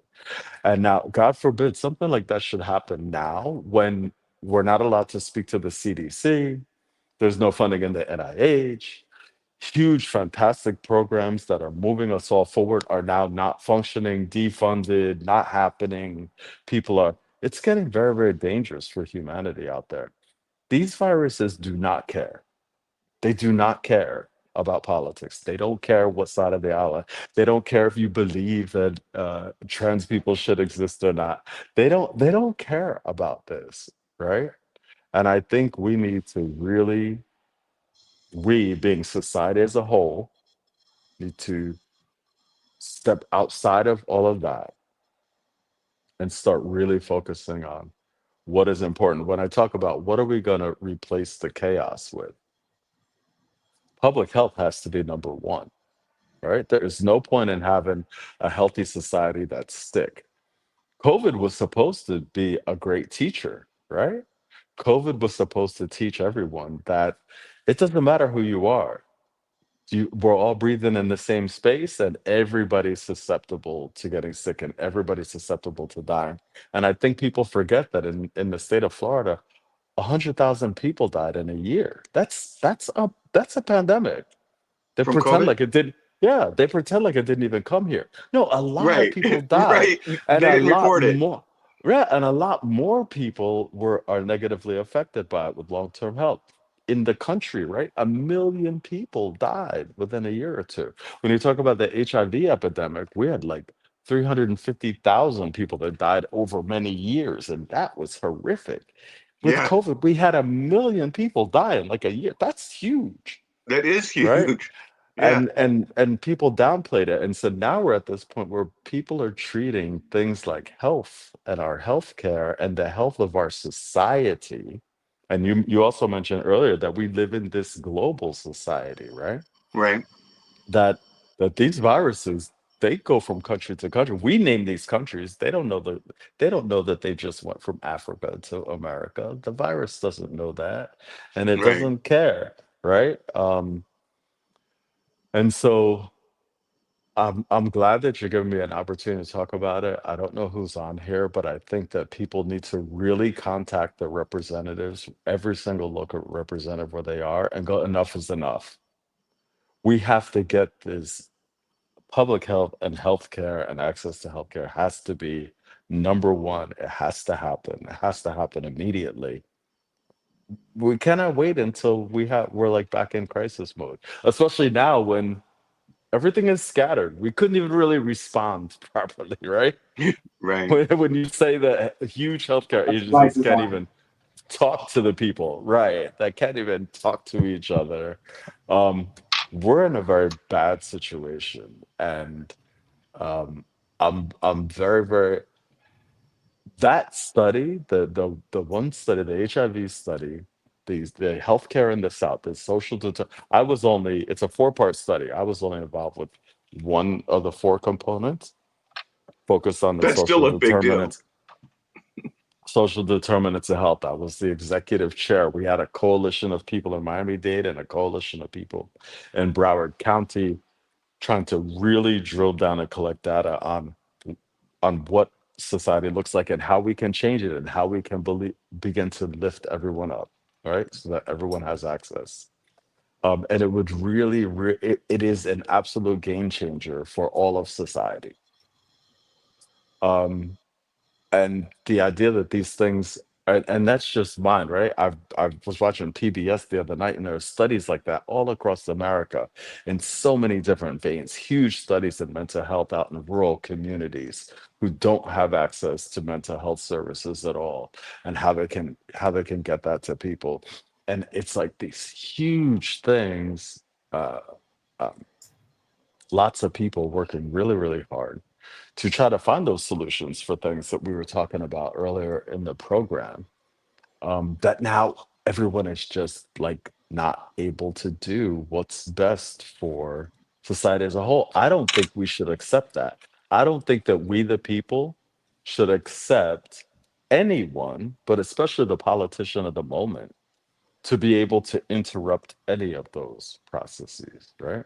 I don't think that we should accept this. And I think I would encourage people right now to stand up, contact that local representative. On top of that, we have a huge issue here in South Florida. I live in South Beach with immigration. And so now we have people who are scared about being deported. So they're definitely not going to come in and get their meds, right? They're definitely not going to come in and get their labs. So if they're running around with untreated HIV right now, that we're not going to find them because they're scared of being deported on top of the fact that they're having a hard time getting access to healthcare. And like these problems become compounding. And before you know it, because humanity is very, very fragile. And I think a lot of people don't realize our existence on this planet and how fragile it is. It won't take one or two super bugs to appear from who knows where. And it's a wrap for us. I always think about when I watch, I like to watch, I'm a nerd and I like to watch, the History Channel and things like that. And Well, I'd you like see, to you see, add to what you're saying. One thing. yeah, you see these societies and you're like, well, what happened to that society? They had these big huge like statues, and they had this and they had that and they had it, and it's like, where did all those people go? What happened to them? we're at that point Yeah. we're at that point right now where if we don't make some corrective action immediately, like now, right now, Sunday, like that, somebody is going to look and go, oh my god, they're going to find Miami 200 years from and go, oh my God, look at, there used to be people that lived here. Yeah. I'm So gonna What I step want in. to, what I'm gonna happened I to want step to them? in. add, I want to I'm add gonna to that, Hold go on. that ahead. Hold it's on. not only HIV that goes for other diseases as well, like That's right. the measles That's right. that's happening right now as well. And also causes a domino effect because look what happened during COVID. Look what happened to our economy, That's Right. right. right? So, Right. you know, it's it's just it's just bad all the way around. Well, you know You know what that I mean? saying, that saying that you don't Paul, you don't but understand how important. before you Okay, go continue, ahead. I'd Yeah. like to get in the wording. Thank you. Yeah. So you mentioned earlier, like getting past the chaos. So I am completely in agreement with both of you, right? And aligned. Like that's what we need to do as a community, as a society, as a country. But the problem is the chaos exists now, right? And Right. there's Yeah. opposing forces that are intertwined with that chaos. And how do we create bridges, let alone cross those, with people who don't believe that these diseases are real and that the way that we tackle them are valid, right? They're being told by the people that have conditioned them with messaging, right? Specific targeted messaging to not believe in the science, to not believe in the process, to not believe in contributing to solutions, right? How do we get past that? And we have to figure that out now in order to get to that, right? Well, I think that at a certain point, like I cannot get someone with that type of mentality, with that type of programming. I cannot convince someone, right, of something different than what they believe. But what I'm talking about is the systems, and these systems all can be better and need to get better, and we need to get more effective, and we want them to move faster. And everyone that I know that works in public health, yeah, we want it to, we really want that to happen faster. We want to get that solution to you quicker. But what I'm saying is, from my perspective right now, the problem is those systems are not even available Well, now. they're being Putting put purposely dismantled and defunded. Right, which is right. So my thing is, you got to get in touch with the local representative, but and go like, this is not acceptable. You need to get that up and running now, and it could be for anything. I just happen to be working on this HIV study, but it could be dementia, for old people, which is huge. The thing is, public health is on a whole different plane when it comes to humanity and society. The people like that you were just talking about, that's a whole different issue, right? That's gonna take a little more time. But the thing is, so as an example, the study that I'm on, looking at social determinants of health, raising people up, within there, there's a way of people getting an opportunity to learn different things from what they've been told, right? And to So experience things differently. you talk about politics and being involved in local politics, you're in Florida. That's a hard red state. When was the last time Florida was purple, let alone blue? Right. So that's an uphill battle. And then so how do we address that to get So, these types of humanist, you know, ideals and programs in there? And the way that we right. do that is there are people who have escaped the cult, who have been deprogrammed from that messaging, that were part of it Yes. for a very long time. Those are the people that we need to be the most vocal. Those are the people that we need boots on the ground, knocking on doors, talking to the people that are still caught in that environment, that mindset. Yes, and I believe that's happening, and I think some of these negative things that are happening right now politically may help jar some people awake, like what happened with everyone losing TPS, and now they're all running around scared from ICE. Maybe that'll help them wake up to like, oh my gosh, I have to, like, the things that I was being told weren't true. Maybe I need to start listening to other voices. Um, but also, Florida is a hard red state politically, but not personally. There's a lot of blue people that live in Florida. All Well, right. There's instead So of not. is all the money for these programs coming from private individuals or from the state and the federal? federal. No, those programs are federal, right? The Okay. NIH. Well, that's my point. Yeah, and so that's why it's so important that you talk to these representatives and let them know that it is not acceptable for them to just pull healthcare funding. The voter has to remember that they have the power, because you can take all their jobs away, right, in the next election. And so you have to let them know that it's time for people to really get empowered, really understand the power of, they have to respond to you and listen to you. They're only there as representatives to work for you. We're not a company. People keep saying the United States should be run like a business. No, it should not. That's not what a government is, and that's not what a country is, and that's not what we want. We don't want CEOs running around and dictating down to us about how life should be. No, no, no. They're only representatives, and they're supposed to be doing what we want them to do.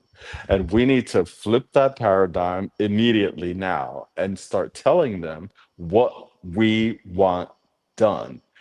Number one, no matter what type of human being, somebody who has some type of illness. And right now, all of healthcare is in like la la Crisis. land. Yeah. And you like that's not gonna be sustainable. So like that people have to call the representatives first thing Monday morning and go, okay, I don't care. If we want to talk about whether we like pronouns or we don't like pronouns, that's something we can talk about. But when it comes to healthcare, you need to get that stuff going now. Yeah, Because my I agree. disabled child, because my elderly grandparent with dementia, because my cousin with HIV, because these are not debatable things. This is public health and this is not political, and they need to be turned It back on absolutely is immediately. political, and we're 50 years behind the strategy from Lyndon Johnson and Barry Goldwater.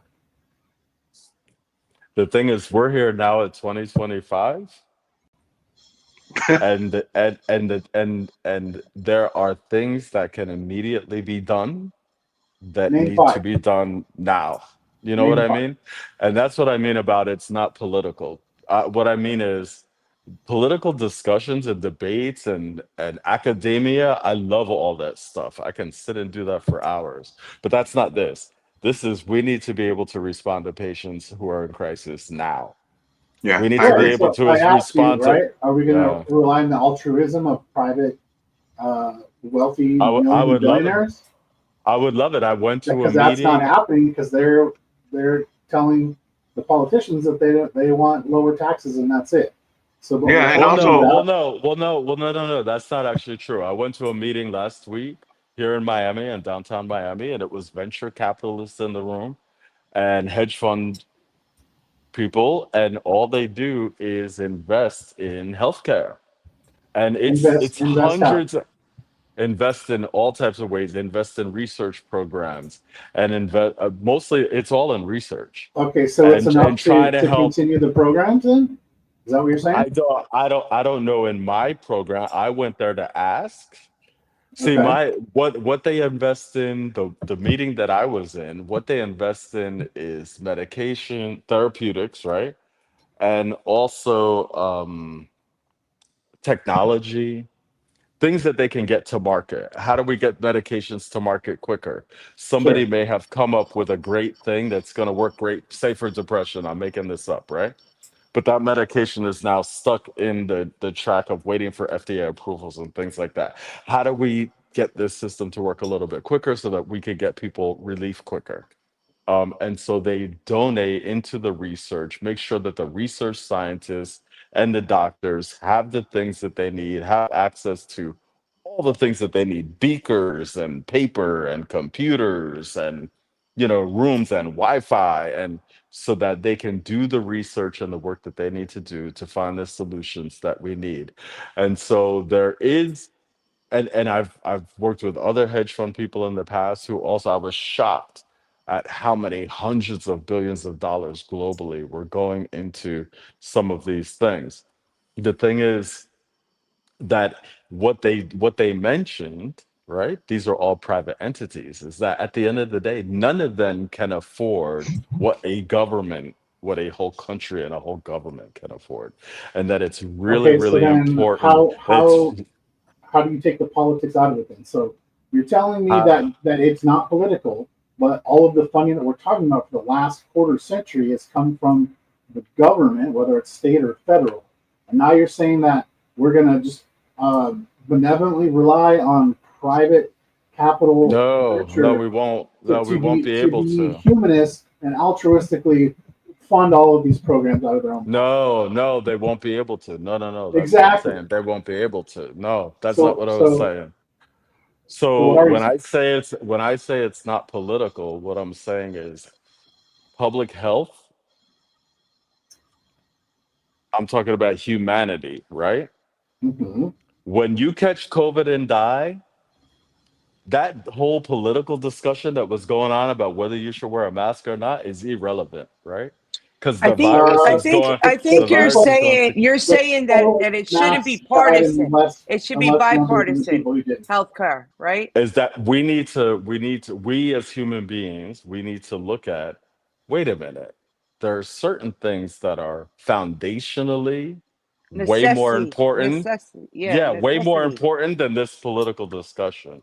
Having a political discussion is different, and we can continue to have those discussions and we can continue to make things better. But what we don't want to do is stop healthcare from happening at In the all current discourse in today, while we're right having now, the you conversation. cannot separate the politics from I know. I know. So what but what we can do then is we can take control. We can remember our position it. Right. that your local representative works for you.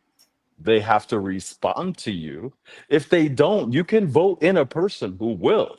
They don't have to be there. None of those people are necessary for any of this to work. Okay. Every single one of them I'm can go tomorrow. And so people have to then look at, who did I vote for and what's happening?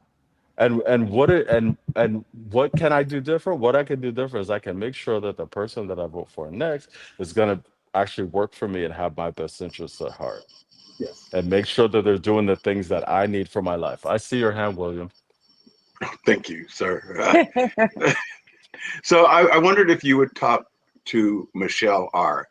Because you're saying, hey, go back to your local government, and what she's saying is that local governments are failing communities worse than the national governments. Do you agree Local, with that? right? Some local governments are absolutely right, but the thing is, you as the voter, you as the constituent, you are the one in charge, and you have to let them know that. And if that means that you have to go and be in front of their office until they show up for work to tell them, listen, this is what we need it now, then go and do that. You have a right to do that. You This have a is not, right, this but is, when there are tactics such as gerrymandering Yep. and voter intimidation and registration purging, that makes it that much more difficult. So And listen, I applaud I'm, your altruism on it, but we need to pragmatically look at it's, how do it's, we address these are Machiavellian schemes that are in play and have been in play for at least 4 election cycles. How do we deal listen, with no, no, that? no, no, no, no, no, Yeah, no. yeah, yeah. Listen, They right, have been right, absolutely. right, right, right, right. And this is the thing, though. I never said it was going to be easy, but what I was saying is we have to remember our place, that we're the ones in charge. You know, I went to I'm not Montgomery, disagreeing with you Alabama. on that. I'll I stand went, shoulder to shoulder with you on that. yeah, I went to Montgomery, Alabama for a work thing for 4 days. And I learned all about the Montgomery bus boycott. And I learned about things that I didn't know. Because when I learned about that as a kid, I didn't really get it. But now as an adult, facing the healthcare crisis that we're facing, I was standing there in this museum and I was getting the impact of people in Montgomery, Alabama who said, we are not getting on the bus again. And they walked everywhere they went for over 300 days in Alabama, in danger of dogs being let on them, of being hosed, of being arrested, of being. But what they wanted was change. And so they did what they needed to do to get that change. And guess what? They got that change. We are in a very different place today. We have a lot better ways of organizing and of getting information to people. And you talked to earlier about people who have been programmed against, say, vaccines. Yes, they're out there, but we have a lot, many more tools nowadays to address things like that. It's going to take all of us. But I Yes, think that I guess my point to people listening is it's going to take all of us, and we all need to start to react in whatever way we can now, today. The house is on fire hell yeah, now. that's what I'm yeah, saying. yeah. Yeah, Um, it's on I'm fire now. Yeah, I'm going to pull back for just a second. Um, what I think Greg delivered a bunch of really important aspects of our politics and redlining and voter yeah, um, uh, yes, intimidation and everything he went through. I 100% agree. yeah, But yeah. I think we're also fighting with something different, Paul. We're Mm-hmm. fighting with a we're fighting with a person that will lie in your face, bold lies, right? And people believe it.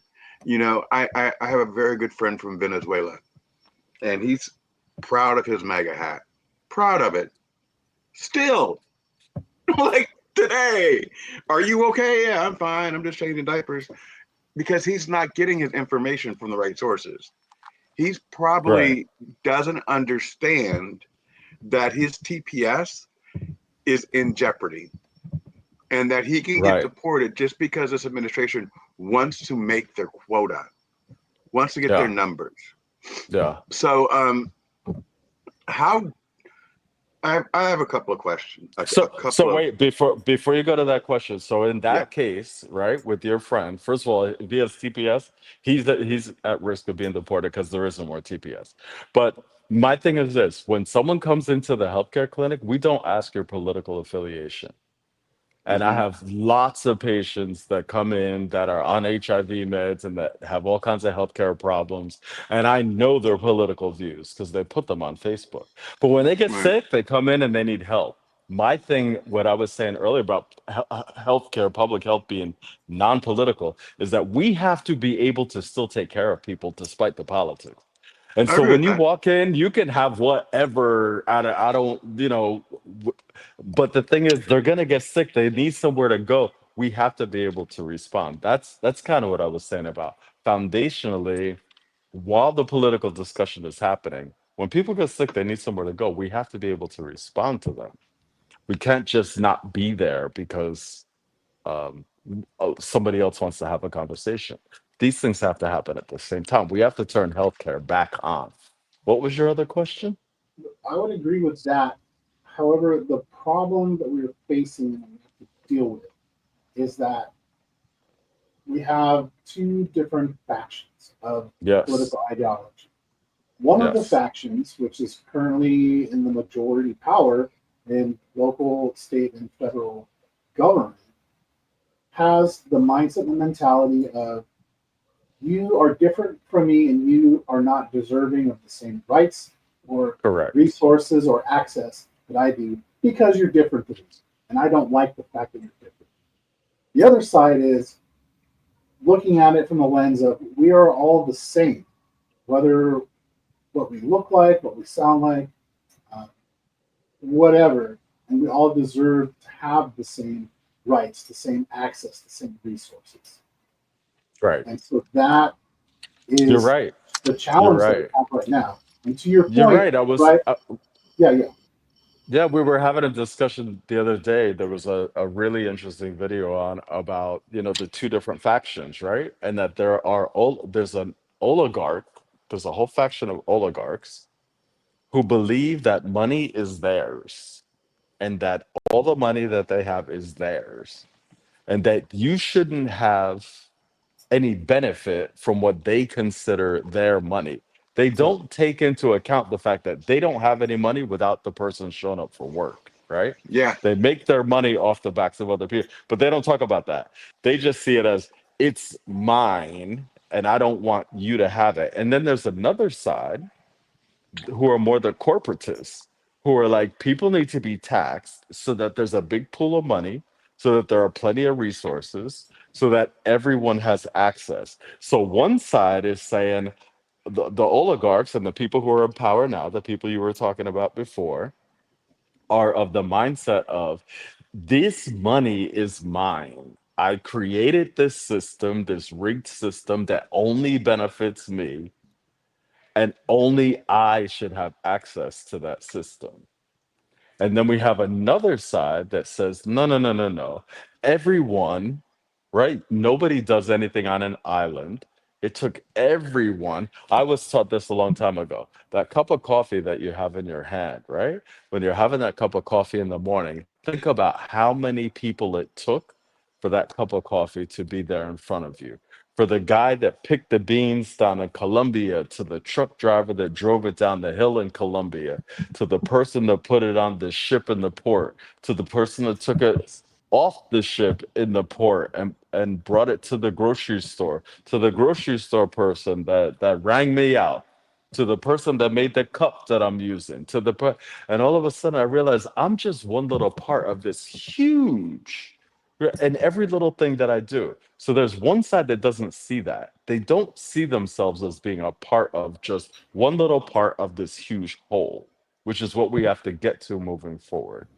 And right This now, is what we're this is when William fighting, should have put out his cup, his mug, by the way. yeah, Yeah, we need a lot. absolutely. We need a lot more faces, William. Um, and, Yeah. and, Time to pour. and yeah, and then you're absolutely And right. And then there's a side who thinks, I have this, it's mine, and I don't want any of you to have it. But now that we know that, what are people going to do? Because there's a lot more of us than them. What are we going to do now that we know this? And there's a lot of different things to do. But we're at that point where it's time to start to do things wherever you are. Because the reality is, no matter what mindset, how you've been programmed, the reality is we all are just interconnected. We just are. That's just the way it goes. And we all suffer when people suffer.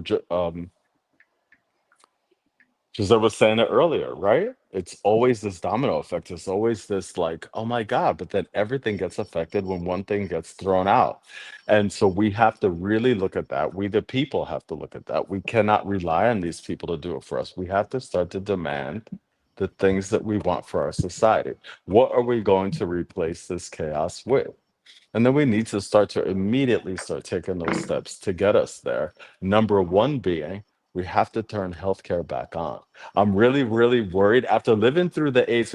Like, I guess it's maybe some might call it PTSD, but I just call it the experience of living through the 80s and the 90s and watching people die and watching At the government 21. not respond. Yeah, and watching the government not respond. In fact, watching them be like really like It's in not the way, affecting us, so that in the way. community is Yeah. not relevant and to re us. and realizing, but what they did for me is they turned me into somebody who was a lot more aware, and they turned me into an activist, and they turned me into an advocate, because I realized, oh, these people will let you die. They Yeah, will let you die. I hope the people getting deported now who just lost their TPS are realizing, like, oh, while I'm over here wearing a MAGA hat or having this political ideology, I'm being shipped to a horrible prison in El Salvador. Like, these people are not joking. I need yeah. to start to like look at, okay, then what can I do? What I can do as one little tiny person in this huge cog. So I can do what I can do where I'm at. And everybody needs to start to do that now on a lot of different fronts. But like now, like Absolutely. So immediately I now. would circle back to William's story and his message, right? No human is useless. Everyone has value, oh, right? That's And the right. message That's that right. we need to get out there, shout from the rooftops and all the doorways, right? Is that every person has value, That's right? And right. when we come together as a group, we have impact. We have a voice, That's right. right? And I we have mean, the power. That's right. and the I power, also absolutely. I also learned, to your point of William and Ghana, I learned many years ago in a scientific like seminar that they were talking about this idea of talent and intelligence. And that talent and intelligence are very random in humanity, right? You never know where that talent, who's going to get the talent. You never know who's going to get that level of intelligence. And it's not something that you can curate. And we're very well aware that that intelligence and that talent could be the kid in one of the villages that William was talking about in Ghana, where they don't have water, and that kid could be the person with the knowledge. It could be that little kid in way in the outskirts of China somewhere. It could be that kid. It could be that little kid way out in India, who's bathing in a dirty river. It could be that. It's not going to be the kid on Fifth Avenue. Like, we can't guarantee that. And there's, like, mathematically, there's a good chance that that's never going to be the kid. And so right. why it's really, really important that everyone have access is because we have a lot of very serious solutions that we have to find as a species in order for us to survive. And everyone having access means we have a chance that we're going to get allow that talent and that intelligence that we need to rise up and be there to find the solutions that we need. We never know who these people are going to be. It's completely random. And so it doesn't work when you try to block people out and when you deny people access to education or healthcare or the things that we need. We need everyone, because we don't know, because of the randomness of talent and intelligence. We need everyone to have access to all of these things if we're going to survive as a species. So I've never met any of you guys, except for Josette and Greg, because Greg is my business partner. I think it's really interesting that we go into these conversations with no topics. We don't know what we're going to talk about, and it's just a phenomenal. I love what we're doing, Greg. I I I Absolutely. I, I feel like after each one, I've made a new friend. Now, Ethan Sperling wants me to go back to something that you said, which I said I'm going to come back to you on that. This is a Which little is levity, which is you said there M2M Yes. that aren't gay. And so, Yes. and I was like, wait, we got to go back to that one. So, like, Okay. what does that mean? Go ahead. Oh, so we learned long ago, by we, I mean people in infectious disease, right? Hmm. In talking to people who were getting AIDS and HIV back in the 80s and 90s and lots of research was taken. We found out, some people identify as gay, meaning a lifestyle. Hmm. But we know in nature, same sex happens throughout nature, and it's not a lifestyle, right? And it happens in all different kinds of animals, and it happens everywhere, right? Same sex. So, sex, the sexual act, men who have sex with men, has nothing to do with being straight or gay. Men who have sex with men or women who have sex with women has to do with being sexual beings. We know that sexuality is a huge spectrum, and that there are some people who are on this end of the spectrum and they are completely heterosexual. And there are some people who are on this end of the spectrum and they are completely homosexual. But then there's all the rest of humanity that's in this huge other spectrum area who are neither, who could have a sexual act with the same sex and it not be a lifestyle type of a Like choice. they they And they so, So they'll for do an the example, act, but they're not gonna be in a relationship. of that, well, right, in the incarceration system, right, rapes happen that's right. in male prisons all the time. That's not a Yes. lifestyle of being gay. That's just a sexual act between two men. And it happens all the time. I mean, down here in Miami, it happens all the time. There Right, are and tons of, absolutely a and disease can why be women, transmitted through that. Absolutely, yeah, yeah. and why women are very high up on getting HIV right now is because women aren't being spoken to about PrEP. Women aren't being spoken to about protecting themselves because the men that they're with, or all these different guys that they're sleeping with. I've put a lot of women on PrEP when they come to town because I'm like, you're in Miami, you don't know that person, right? You don't know who else that person is sleeping with, and men having sex with men has nothing to do with being gay or straight, right? But the thing is, you're not going to know that. And so, what you want to do is you want to protect yourself, right? So that you don't end up with a chronic illness for the rest of your life that you not have to manage. So, go on this medication so that you cannot contract this virus. So We there's a also difference put, between the act and the right, lifestyle right, Can be, yeah. because big because and the the what because and the what, Greg? sexuality is a I said there can be a difference, yeah. yeah, because sexuality is a spectrum. It's not one or the other.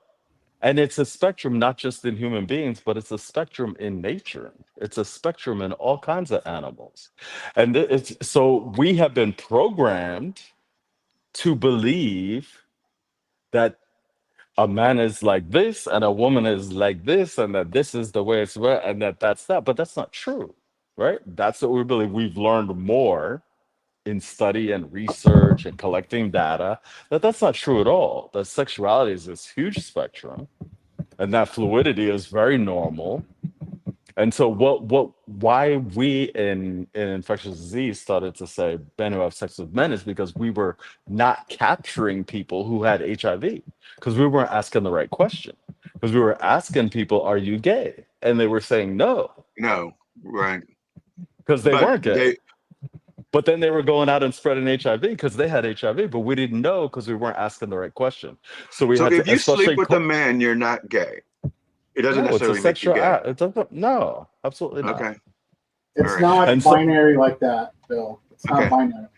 right. Ethan, I I And hope think so, I think I think that's that like answered your question. like a lifestyle. Like I have a lot of friends of mine that are in the LGBTQ I'm gonna community, step away for a second. and I speak with them a lot, and they tell me they're with married men all the time, and the wives don't know. So everybody's at risk. well, You know, everybody's at rest, everybody but is potentially at risk because you don't know what the other person is doing sexually. Doesn't mean that's that they're right. they're per That's right. se. I get what you're saying. It doesn't mean they're gay per se. It just Right. means that they are horny that day, right? No, no, it just means that they're human They're human and they want to have yeah. human sexuality is a spectrum. What it means is that we've been programmed incorrectly to believe that sexuality was a binary. It is not. And so, because of that, a lot of people are struggling right now with this idea of, oh, so that thing that I was taught my whole life, like William was talking about, that thing that I was taught my whole life isn't true. That thing that I was taught my whole life, that I prepared for, that I got older and I got out into the world, and none of it was true. And so it's that type of thing where the reality of the science of sexuality is very different than a lot of the programming that most of us received growing up. And so the thing that why we had to change it to men who have sex with men in healthcare was because we wanted to make sure we were capturing everybody who may be at risk to contracting the HIV virus.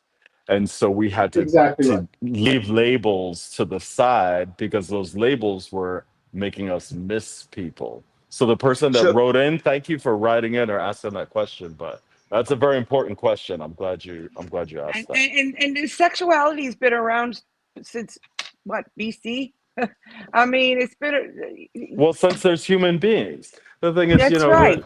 yeah, and You got and to and remember where we are Homo sapiens, right? we're just animals. Yeah, we're just part of nature. But the thing, so the good news about this is when we talk about what type of society do we want moving forward, as we start to come up with the ideas now while the chaos is happening, start to come up with the ideas. What is it that we want to put in place of this chaos? We want to take these very real things into account, right? Because trying to force people into a binary that human beings were not made to ever be forced into can create mental health issues, can create depression, can create violence, can lead to suicide. People walk around thinking that how they're feeling is not right, that there's something wrong with them. And that's not the truth. How they're feeling is perfectly normal, you Well, I know? think what we're talking about is in the context of providing the healthcare. That's why we're making the distinction between a lifestyle choice of being gay and then the actual physical act Science of, of yeah, then the mankind children, science just so we and can, in this. context, have the widest possible data set, right, in order to have more accurate interpretation in order to provide better healthcare, right? Well, So, in that, in looking at that lens, and I want to bring William back into the conversation because he's been quiet over there. So when we're talking about the United States starting to defund and dismantle these programs, starting with including healthcare, right? That's kind of in a larger sense off ramping at a federal and state level with no transition plan or anything that's going to happen afterwards. Nothing that's been shared publicly and communicated so that the common person who at least is aware that these are being defunded, knows what's going to be replacing it, other than you're on your own.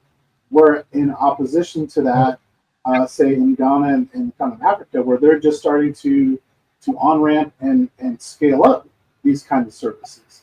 And I think there's an opportunity, um, at least at a learning level, to say what happened when those services weren't there. What are the mortality rates, right? What kind of medical problems exist because those services aren't there and access to those I, resources. I don't want to think about it. There's millions of women walking around in Africa right now with medical devices inside of them that there's nobody there to take it out or change it or put in the new one. There are vaginal rings that we give to women, especially in places like Africa, um, that provide not only birth control, but it also provides the prep so that they can't get HIV. But that ring has to be changed. It's not supposed to just, that medication doesn't last forever. Right. Well, they defunded PEPFAR and they said like there's no money and and they fired everybody. So now there are like millions of people walking around with medical devices inside their bodies that should not be there forever.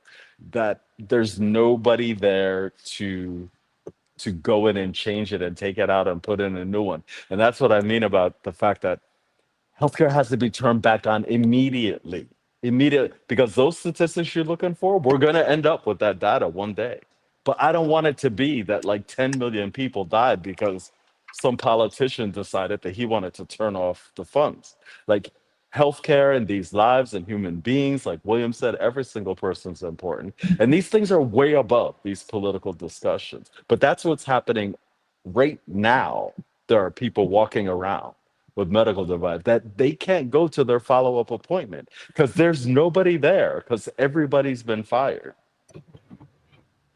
Right? This is a very, very, very dangerous. It's like it's beyond inhumane. It's criminal what has been done to people in the medical community, whether they be the provider, but mostly what's happening to the patients and them no longer having access to the healthcare that they need. Mm. Well, I want to come in and share something small about it. But before then, I just want to give a big shout out to Annie Oson. I saw a message from him. How am I doing? And I owe this man a lot. He made me 8 times bestseller with my book. So he's like a godfather to me. So big shout outs to Annie. Um, yes, now back to the health. I think health is wealth, and irrespective or regardless of how a human being is, I don't think they should be deprived of good health. Okay, that is why I always say no human is useless, regardless of whoever it is. Health is something that should be um, looked at very well, especially when it has to deal with humans. Nothing should deprive them from good health. In my country like this, some people have been complaining about facilities in hospitals that are not up there, that is not standard. Some I can tell you, when COVID came, majority of people thought it was fake. They didn't even believe COVID existed, and that's most people here don't take health very seriously. That unless it gets to the critical point, that is where you see them rushing to get solutions to it. COVID, most people did not believe it really existed because they felt it was something for some people to make money out of. And so when COVID came, they said, "Oh, COVID is meant for the cold regions, and Ghana is very hot, and the sun is always on. So that alone, COVID cannot do anything to us, and all of that." Those are the kind of some mindset we have here. But regardless, listening to your submissions, Paul, I think it is sad. It saddens my heart that people will be deprived of good healthcare system. I don't succumb to that. I think irrespective of how anybody is, health should not be deprived from them.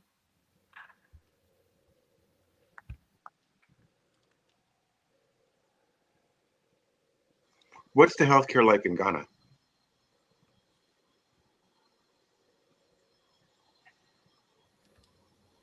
If you are rich, you get the best of treatment. If you are poor, you you get the normal ones. And we have NHIS, the card that can that if you have, it covers some of your bills, but it doesn't cover that much. Okay, so if you are the rich people goes to the better hospitals, the poor people go to the normal ones, and we have hospitals and all of that. But sometimes I hear people complain that facilities in the hospitals are not top notch. And for me, I hardly go to the hospital, so I can't. I only go to the hospital when my wife is going to deliver a baby. Which last 2 weeks I had a baby girl. I had a Oh, baby girl that was congratulations. Congratulations. Thank Congratulations. you. Thank you. I have two Yeah. girls now. Yeah, All so right. and I have to stand there and watch the baby come out. They give me that priority because I know them, and with what I do with depression, they know what I do. I come on the newspapers in Ghana, so they kind of know me. So they give me some privileges because of my initiatives in helping people recover from depression. So I think I'm lucky on that side to have that respect when I go to the hospital with my wife to deliver. But aside that, I hear a lot of complaints about the facilities, especially in hospitals, not being up there. Yeah. A friend of mine just texted me, William, and said that she bought your book. Oh, good. Did she Well, already buy it, or did she just buy it because of this conversation? Yeah. She just texted me and she said, "Please tell William I just bought his book." Good. See, my little banner works. Wow, thank you so much. Yeah, opportunity to say Greg, that, to announce Her to name is people Patty. watching. Yeah, her name is Patty. You can say Thank thank you you, so much. Patty. good. I'm gonna buy it right after this too. Um, I am as well. Gregory, yes, sir. Oh, thank you so much. And if is she on LinkedIn? Yes. Yeah. You should definitely connect then. It's another request, both ways. I'd love to connect with her, Paul. She just texted me and said she bought it because of the show. Very nice. how does she Yeah, like the show? Wow. I'll give you her. How are you liking the show, Patty? I will give you her information or her LinkedIn when I'm not texting because I'm on my phone. I'm afraid to touch anything. I am not a techie. Sure, My computer wouldn't take it. It said it's not sure. compatible with Safari, and I'm like, oh my god, I don't want to touch anything. But I will give you her information when we're done. Good, good. Sure, Yes, Greg, thank you. thank you, Amy. And Definitely shout out thank you to again. the Two management. times, yes, two times daddy, one planger. Yeah, he actually made me 8 times international bestseller. So I owe him that. I owe him a lot. Any so big shout outs to him. And say thank He you does to a hey, lot. Amy. He does a lot for a lot of people. He's a very good advocate for the Black community, especially, but also does a lot of work with people in the continent of Africa. I'm very familiar with Amy. I've had discussions with them. So shout out, absolutely. good. Um, Greg, do you have any final thoughts? Um, well, I know we've been kind of going for a couple hours here, and I'm ramping down myself. But what I wanted to say is that in the parlance of our times in the current climate, um, I've seen many posts on LinkedIn where people have been displaced from their work, whether it's through layoffs or just extended periods of unemployment. And it's people looking for work. It's not for a lack of trying, and it's not because they don't have any value, right? The current job market is a cluster, and that's something that we're going to have another discussion on in an upcoming episode of Good. UBU next month, April 6th? April 6th. Yes. Uh, but I wanted to make sure that we gave enough time to all of our guests, William, Paul, and Josette. If they had any final message or anything they want to share, how do we find you on LinkedIn? And then if you have any uh, other professional media, such as Facebook or business website, how do people find Can I chime in real quick? Josette? Greg, Sure. can I just for a second? So, Greg, you just said Yeah. something that resonated with my heart. Um, one of the things that gets me depressed is everyone saying, I don't want to work. And it's like, are you joking? I'm trying every freaking day, every day. And they're like, well, you can find a job. And it's that. I think we started in the beginning of this conversation about how we're trained mentally. It's that and the men and their value. It's that aspect of it of you think you're too good to find a job and you're working every single day and people don't get that it's not that easy. It's not that easy. And Those are you usually see this, people that have not walked a single step, let alone a mile in their shoes. yeah. And they You see embrace it. the same job posting 4 times a month. It's depressing. So thank you for saying that, Greg. It um it uplifted me in that moment. And that's why I stopped and wanted to say that. You're Josette? welcome. Yes, Joseph. So I just want to say, I think that as a nation as a whole, I think that we need to get back to core values. Um, whatever happened to love thy neighbor, right? Why do you wait till something affects you to stand up for what's right, right? And I'm an empath. So for me, I feel things very deeply. If something happens to somebody else, I feel it with them, right? And I want to help them.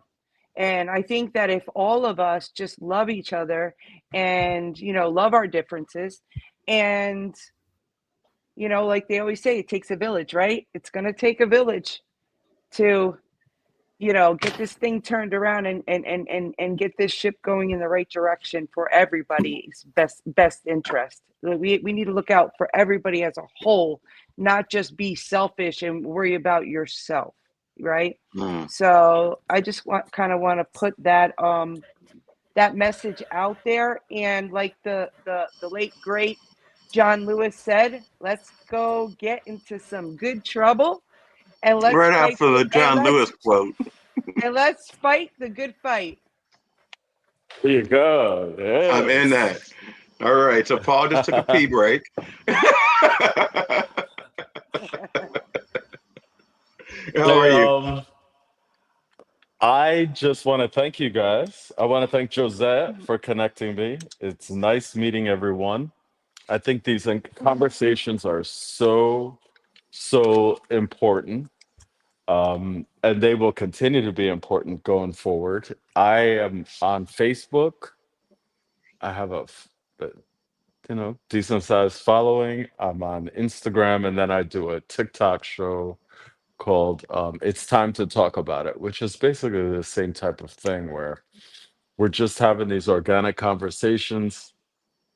Um, my parting message, I guess, would be to anybody listening. I like for people to really believe in that power that they do have. You do have so much power. Like people have so much power. And in this moment, it's because we cannot control the politics. Gregory was talking about people's different mindsets. These are things that are way outside of our control. But what are the things that are inside of our control where we can still affect um, the world that we're in? I was raised to believe that our role is to help move society forward. That's what we do. That we move society forward towards unconditional love, Yep. and that's what we do.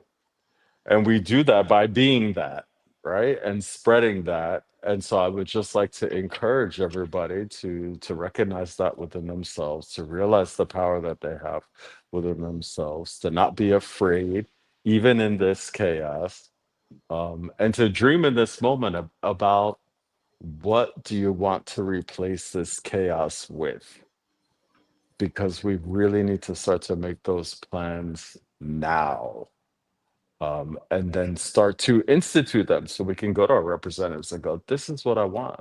This is what I want. And this is why I want it, because we have a bigger vision of the future. And so I would just like to leave everyone with that. All And right. turn healthcare back on, please. I 100% agree with that one. I knew, Paul. I kept saying we're going to save you for last because I knew once you got started, we were going to be on a roll. It was great meeting you, man. Um, So nice to meet you. I'm so thankful for Greg, um, to have given me the opportunity to start this. Um, and every show, I feel like the topics get deeper, and I learn something. I literally learned something on each call, and I hope you guys enjoyed the format. I hope you felt Real quick, good. I want I to hope. let William talk about one last time. Let us know how we can find you on LinkedIn and also before we close out. Yeah. So first of all, I just want to say thank you for having me here. It was a great show. I loved it. I loved it. lately I've been having challenges with my internet, but I don't know how it happened today. So I was meant to be here, and I really enjoyed it. Thank you so much. You can find me on LinkedIn as William Planch, founder of No Human is Useless. I'm on TikTok, William Planch, Facebook, William Planch, and I help people overcome depression and build emotional resilience. And I just want to use this opportunity to say that I am hosting the No Human is Useless conference in Ghana this September. And it will be a hybrid event. So either you come in person or we stream live. And Okay. it's going to be a safe space where we're going to bring people who have had stories like mine and mental health experts to come and take us through, depression, the levels of it, and how you can overcome it. So, and next week I'll be having a crowdfunding. You can donate as low as $10 to help this make this event come to life, and I'm going to share that on my platforms from next week.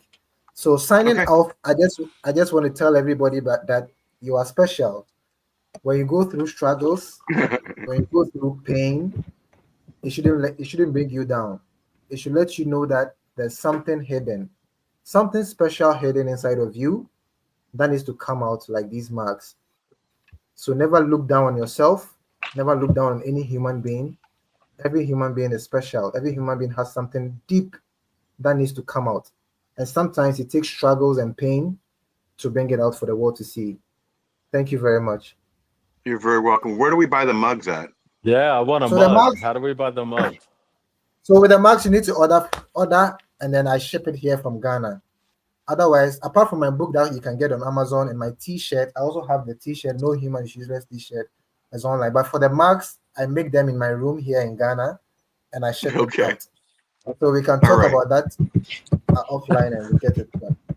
And I'll Absolutely. I'll just close real quick, Awesome. Bill. Awesome. I'll just close real quick. So Paul was talking about like how do we get to past chaos and like how do we work together. So I'm going to close with a quote from the comedian John Mulaney, where he says that a whole lot of people have to get really cool with a whole bunch of stuff really quick. Really quickly. Good quote. Yeah. Good quote. Good quote. Very nice. I thank Thank you guys. Thank everybody you for guys your for time. having me as well. I appreciate each and every one of you. And Bill, and if you can maybe put the other guests, like maybe their Instagram in like the comment section of this when you post it. So maybe Mhm. I could find them that way and follow them. That would be great. You feel like taking me to dinner, Josette? I don't have a job. Okay, You you guys. ready? I'm gonna come pick you up. All right, I'm ready right now. Okay. Seriously.